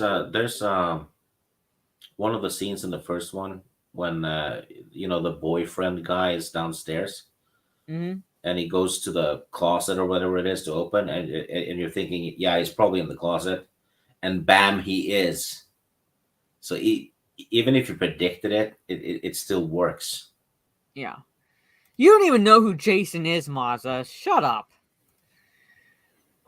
Yeah, I know he was fast in the third one, but after like the third one, pretty much, and then he started just going into his kind of like slow. It just fell He off walks for me. like a Terminator. Yeah, it just like kind of fell off for me in terms of like for me scariness, because it became all about like what you said, about how like it's like they tripped, dropped their Yeah, keys. he's literally deadly to to clumsy people. Yeah, yeah. The remake had him run. Like, he ran. He was fast in the remake. Yeah, running while Frankenstein monster on people, which kind of like took away from it, his character from me. That's why I didn't really add him to the list. And Michael is in my top two, Michael Myers. But anyway, so the night, like I'll be going more into detail. Hold on, he posted it. Yes. So this is where I will be. This is where I'll be. So if you wanted to see, both, uh, Liquid Blake slots as well as Lethal Lightning slots, I will be on this stream, giving a discussion for Halloween, 1978 Halloween. Anyway, so that was my number two. It was also my number two. Yes. So we'll do a recap. All right. So I'll just go through a recap of mine, and then you do yours, and then you go into your number one because it would be your turn. Okay. So my 10 through 2, for those who kind of came in late, was Norman Bates, Samara from The Ring, Pumpkinhead, the puppets from the Puppet Master movies, Gary Oldman's Dracula, Chucky, Freddy Krueger, Jerry Dandridge, vampire from the original Fright Night, and Michael Myers.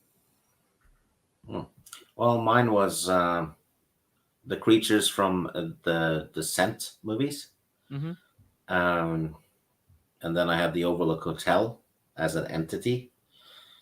The Necronomicon from the Evil Dead movies also as an entity thing. And then I have Dr. Herbert West from the Reanimator trilogy. I have Death from the Final Fantasy. Final Destination even franchise. I have Pinhead at number 5. Number 4, I have Jason Voorhees from Friday the 13th, Part 2, 3, and 4. As number 3, I have the Graboids from Tremors. Mm-hmm. And at number 2, I have Michael Myers Mm-hmm. from Halloween 1 and 2. Mm-hmm. Yeah, like I'm saying, like we kind of specified Halloween 1 and 2, and yes, hulking might be the not the word that be appropriate that I use, but like more like kind of marching. lumbering. He's like, marching. Yeah, almost. So like lumbering, like when I say Jason's lumbering, I mean like it's kind of like a. He's hiking. I don't want to say it's oaf. It's what? He's hiking. Yeah, it's kind of. So it's doesn't. So yeah, like Michael Myers does have his hulking moments as well, particularly like in the last movies, which is why we didn't exactly count those because they started messing with his origin, shit like that.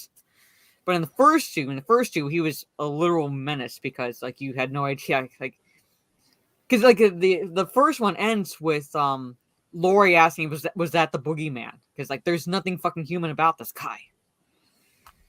But anyway, so yeah, so we're down to our number ones.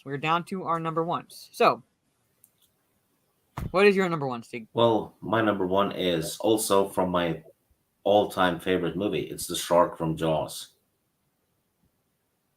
So yeah, the one from Jaws 1. I say Jaws 1. Yeah, because different sharks, right? It's just I actually prefer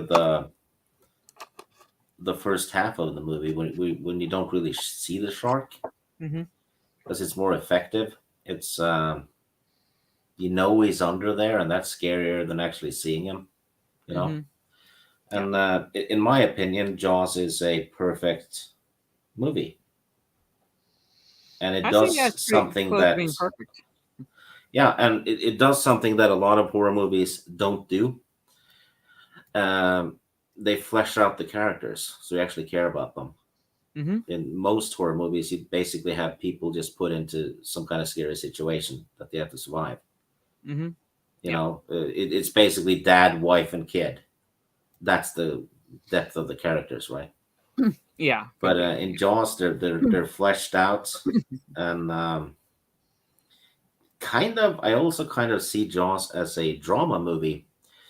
If you think of the shark as a natural disaster hitting the island community, Mm-hmm. because it kind of is. Because granted, it eats a couple of people, but it puts the livelihood of the whole island under threat. Yeah, because You know, they're reliant on the summer visitors. yeah, completely. Mm-hmm. So the whole island can go bankrupt. That's like Guam essentially. Even now, if the military were to leave and Japanese were to stop visiting, that island would pretty much go bankrupt because they Yeah, rely solely on tourism and the military bases being there. yeah. So and 10 out of 10 performances from Mm-hmm. everyone, including the mayor, who's often overlooked when that movie gets praised, right? Mm-hmm. So yeah. Oh, Dan says, "I can't." And Oh, what? Yes, Tiger Shark. Murray Hamilton, who played the mayor, was Mm-hmm. actually dying of cancer during the shooting of Jaws 2, I think. He was he had he showed up between cancer treatments, I think, to play to do the scenes. Oh wow. I mean, I didn't realize that. Yeah. So in the first one, I didn't hate his character, but you're gonna have to hide it again, Trey, Well, because I think you both went for it. in the second one, they had left out a scene, which I was kind of pissed that they did, Mm-hmm. because when Brody gets fired, you have the Mm-hmm. council, voting to fire him. Mm-hmm. They had filmed that scene, and the only one that stood up for him was the mayor. Oh, I wish they had kept that. Yeah. Also, this is a blink and you'll miss it thing. Mm-hmm. When Brody arrives home, when he's drunk, Mm-hmm. the barrels from Jaws 1 are outside the front door. He's turned them into flower Oh. beds. I didn't realize. Th- I didn't pay attention to those. I just like Yeah, watching him. they're on each side of the front door with Mm-hmm. flowers in them. He Well, basically chopped up the top. well, like I said, like I didn't exactly hate the mayor in the first one, but he did frustrate me because, Yeah, he should be listening to Brody and stuff yeah, like that. But you do kind of understand where he's coming from because, like you said, like they're reliant on those visiting their island for the summer, like literally. yeah. So it's like, And if you think about it from his perspective, there hasn't been shark attacks there.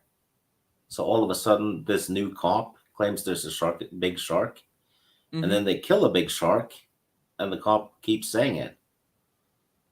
Yeah. So he doesn't have that much reason to believe him until the kids get attacked, or rather the Boy Scout guy, Yeah. because then everyone's seen it. But Yeah. Well, I mean, they uh, get it. They get attacked, but it was the guy in that like little yeah, like shallower section that's the one that gets like really attacked. If it's just the boys are there and did you see the pictures of what they left out of that scene? It's no. horrific because in the movie you see the camera just go head straight towards the kid, right? Mm-hmm. Kind of like the shark is swimming again, towards him. They had cut it out because the Boy Scout guy, Mm-hmm. leader, he was in the mouth of the shark, puking up blood, right? Oh. And the shark kind of got the kid, Mm-hmm. but just before he died, the Boy Scout leader kind of pushed the kid away, Oh. which is Okay. why he's in shock. And he did there's pictures of it. I could probably find it so you can share it. It's horrific, but Spielberg thought it was too much. I think like, yeah. So I see. I could see it either way because surviving even a shark attack would put you in shock, even if you didn't get caught. So, but I would like to see the deleted scenes. So You can't see the scene, but there's pictures. I'm saying like the pictures of it, so that way I think that so yeah they cut a I'll lot, find but I it. think like still it works like just so. But anyway, Here, yeah. Well, Bruce Shark. See, copy image address. I'm going to put it in the private chat. Okay. you'll get to see some of it. Mm-hmm. Yeah, Megatron says he just walk it off. The kid death was longer. Yeah, like that's it's hard for me like seeing kids die in movies. So, like I was telling someone on Twitter, particularly if they're if they're in scenes like in the Hunger Games, as someone who has actually been to a war zone scene and seen some shit, it's really hard for me watching the Hunger Games and seeing kids kill each other just so they can eat. I can't watch those scenes. I can't even really watch the first two Hunger Games movies because of that. I can't watch those scenes. So, because it just like makes me sick to my stomach. So, but like that, like the boys' death scene, yeah, it kind of like just makes me sick to my stomach too. So, Well, this isn't a boy though; it's the guy. no, I'm saying like no, someone brought up the kid's death. Yeah, The kid was Alex eaten. Kintner. Yeah. Yeah, it's like I can't watch those scenes. So, but anyway, so if Anyway, I put the picture in the private chat if you want to share it. okay, hold on. Ooh, okay. Let me see if I can zoom in a little bit. Okay. So let me just share this real fast before I go into my number one. Yeah, basically, the shark was supposed to kind of get the kid as well before this, and before the guy dies, he pushes the kid away to the side. I think they could have left this in. I don't think that scene would have been added like a lot of time to it. No, but it was really graphic. Yeah. Well, maybe yeah. So I can see that, but yeah, it does look like it was really graphic. I mean, I can see like, even if it's black and white, you can see the blood coming from his mouth. Yeah, it actually looks worse in black and white. Yeah, it does. It actually looks a lot creepier in black and white, to be perfectly honest with you. But yeah.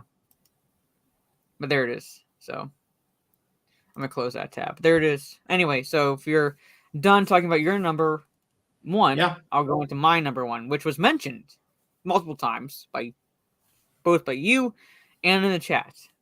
And my number one, who edged out Michael Myers, was Douglas Bradley's Pinhead.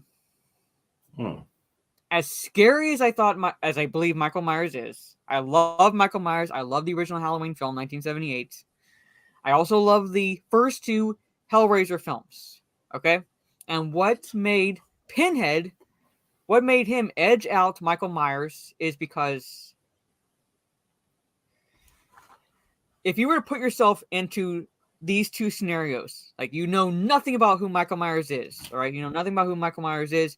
If you were put into that scenario and you saw him just standing there with that painted white Captain Kirk mask, all right, you'd think it was like a weirdo wearing a mask, pretty much.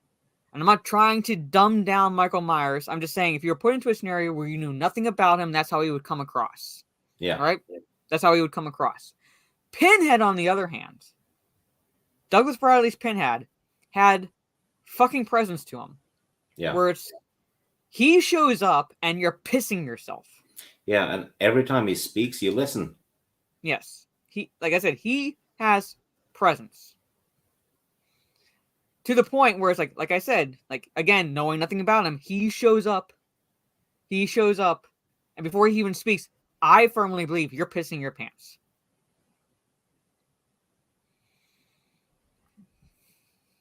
And his voice. He's in the Motorhead music video. Have you seen that? Mm-hmm. The Hellraiser song? I think so, yeah. See, I like them because I've always had a fascination with dark elements, dark humor, things like that. And to an extent, fucked up shit. And he can attest. I wasn't going to say anything. No, I'm saying, like, you can attest. It's like people don't, like, believe me. So I've always kind of had an affinity for that stuff, even from when I was younger. So because of that, I love the movies. I love the premise, and Pinhead just pretty much did it for me. Pretty much, I put him at like my number one. He's my number one. Yeah, but he has such pleasures to show you. Just him saying that, it's just like you're It's both like in a matter awe of fact and way just too. yeah, you're both in awe and you know one shit away from having to change your underwear. Like again, like you like you if you haven't seen What? what One shit away from, so having to change if, your if underwear. if you I was had saying two like before, you you're gonna don't change yeah, them, but one more. you're gonna just you're gonna shit your pants. So if you've already changed your underwear, if you already have put on new underwear, you're gonna have to change it again because he comes in and you're shitting them and you're shitting in your pants. Yeah, Dread Saber Phil is correct. In the music video, Lemmy beats him at poker, and Pinhead snarls. Yes, because like there is it's like double dipping pretty much. I was saying like you there's no way around it. Like he comes in and you're like, okay, just take me now. I'm gone or take me now. Pretty much like you can't do anything. You pretty much can't do anything unless you are the final person in a sense. And from what the new Hellraiser taught us, that even a junkie can figure that shit out. Yeah. No one else could, but it took a junkie to do it. A junkie that almost OD'd the evening before. Yeah, they almost OD'd the evening before, who's really not attractive at all. And I'm like, I'm not buying her being related to that guy. They look nothing alike. I can't even see any similarities in their facial structures to say, oh, I could believe they're brother and sister. Who the fuck did the casting for that movie? Yeah, it's not allowed to have attractive female leads anymore. Yeah. But anyway, that is my number one. That is our top 10 horror movies on Earth. Monsters, killers, slashers. So we will come up. I think it's you came up with this one, right? Yeah, yes, your turn. And that's my turn. So I'm going to have to come up with one for next month. So look for that. I will talk to him on one of the future streams this month, and I'll let him know what I decide as far as topics for November. For a topic for November. Early would be good, so I can rewatch stuff. Oh no, I'm saying like I'd say, by next week, which would be like the first Wednesday. Yeah. I will have a topic for you. I just can't come up with one right off the top of my head now. So, like, definitely no later than next Wednesday, I will have a topic. I just need a little bit of time to think about it. Because October and December are easy ones to fucking pick. But Thanksgiving is, like, really hard to do, like, Thanksgiving themes. Top 10 moments in the Twilight franchise. No. And no gravy. No, I'll come up with a top 10. It likely will not be related to Thanksgiving because it's very hard to do, but I'll try to come up with something. Especially if you're in Norway and they don't celebrate it. Yeah, I'm saying like it's very hard. I just know it has something to do with turkeys. This could be a possibility, but I'll come up with something.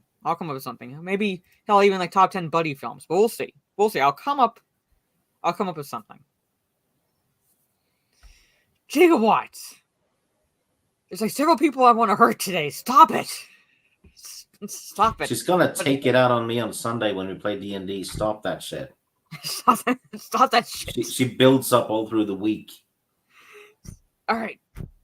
Okay. So, Stig, while I'm muting myself to bring up the clips, I don't want it to play. It'll start playing when I bring it up. Let everybody know where they can find you and all that fun stuff. Anything coming up? Yeah, don't find me. Get off my lawn. But, I'm on Teresa's channel on Saturdays. Not this Saturday, though, because we were taking a week off before we start a new book. We're reviewing books, doing chapter by chapter conversations, which is fun. It's me and Teresa and Princess Rennie. And, that would probably be doable, Gigawatt. It's happened a few more than 10, so book stuff on Saturdays. That's it. Oh, and probably on this channel on Wednesday, I guess, for the Cringe Factory. You're muted, Mara, so we don't know what you're Yeah, saying. sorry. I was listening to you and bringing up that video. Once a month, Cringe Factory. I'm gonna try to set it for like the beginning of the month so we get it done and out of the way. Yeah. Top 10 times Mara cussed me out. Yeah, It's it's top like, top 10 moments where Mara threatened Paltrow cunt candles on yeah, me. it's like 7 times every damn D&D thing. Pretty much. Especially if I bring up that stupid Bard character.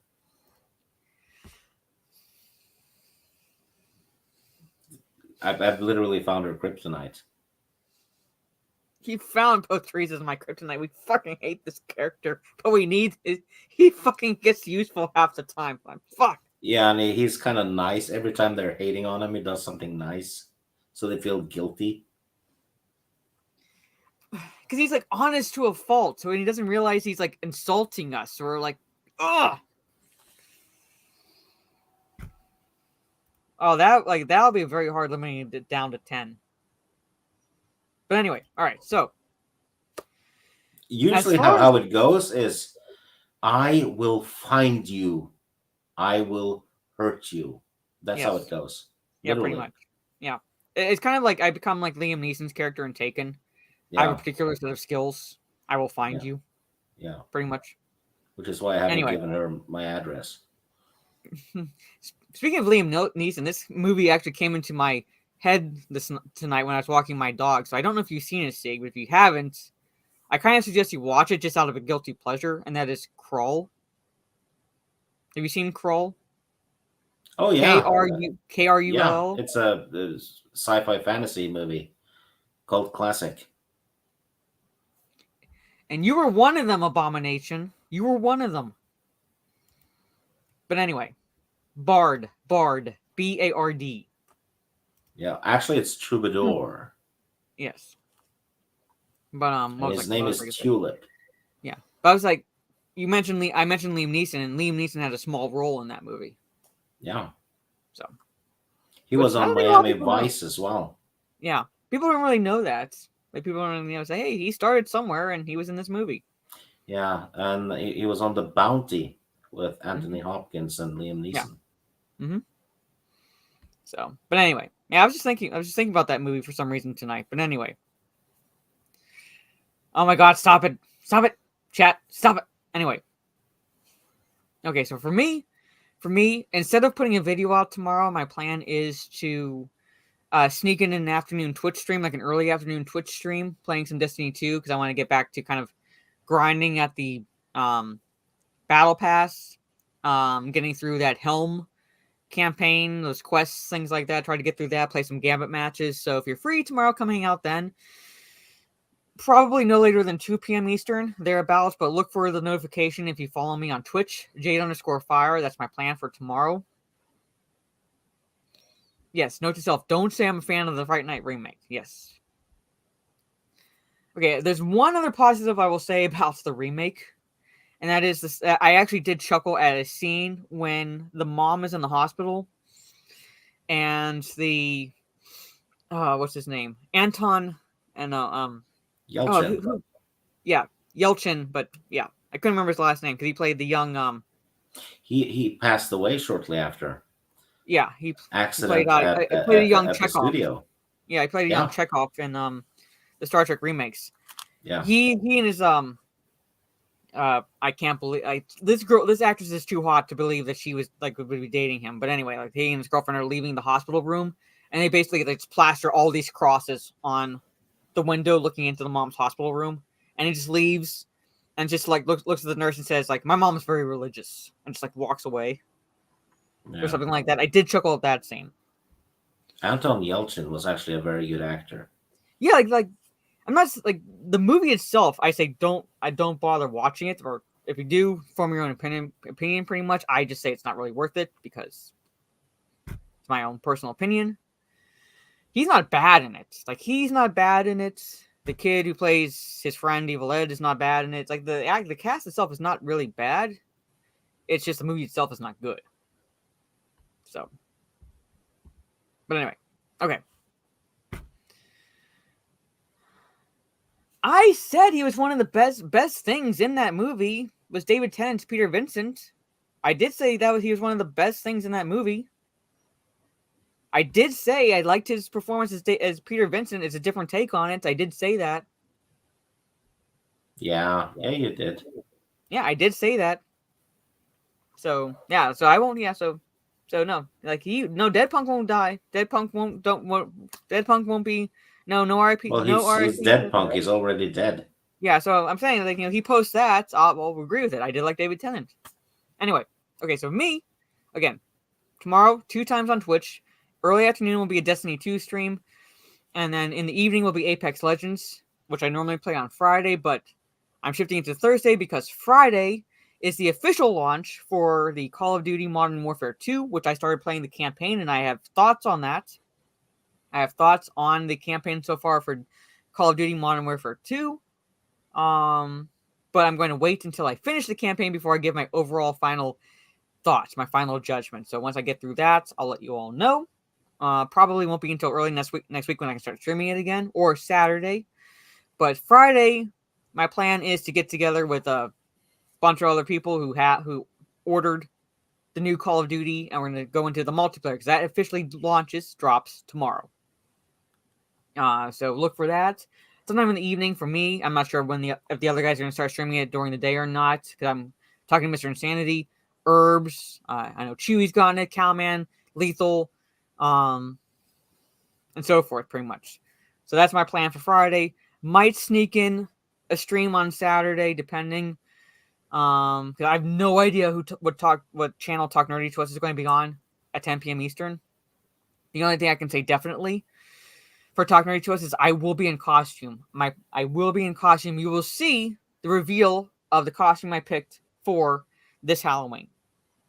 So that's all I can say definitively, but I cannot say whose channel it's going to be on. Technically, it would be on Steph's channel, but she and Blabs are in Orlando, so I don't know how we're going to handle Talk Nerdy to Us this Saturday, so we got to figure that out. So I'll let you all know once I know how that's going to work. Right? And I'll most likely take Sunday off because I play D&D, and by Sunday evening, I just don't want to do anything. That's just me. Okay, Megatron, I already threatened to hurt you in Lethal's chat earlier today. Like, don't make me, actually off you. Alright? Just saying. But anyway, thank you all. So I'm going to play the commercial that Steeg shared. It's one I've seen. I think it's wrong. It's funny, but I think it's wrong. I would never put anything that's wrong on my channel, madam. Oh, no. Don't even try.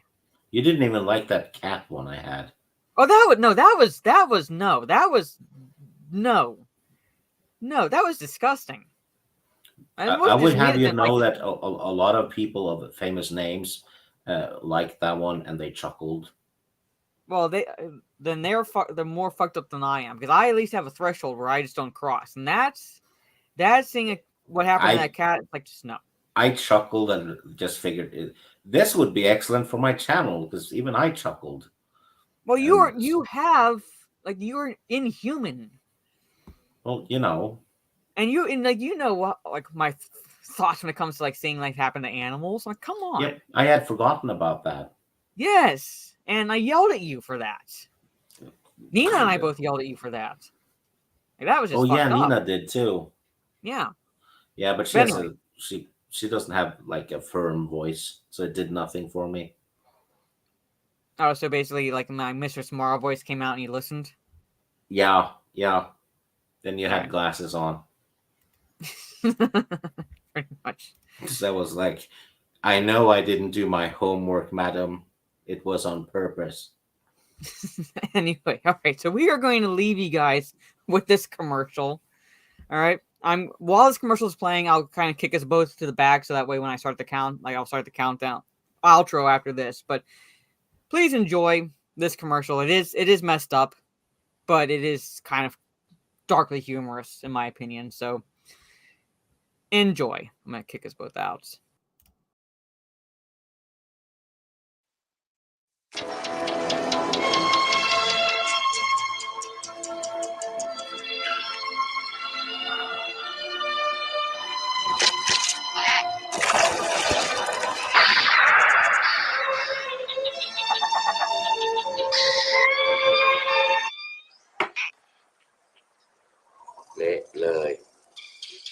สงสัยจะเป็นแฟนมันแน่ๆเลยน่ะ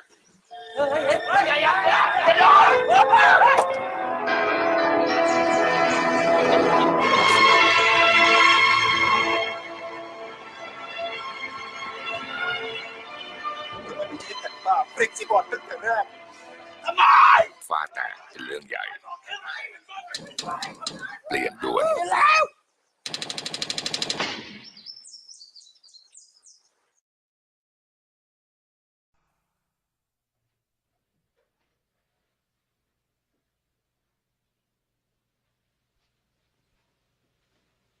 You're still here? It's over. Go home.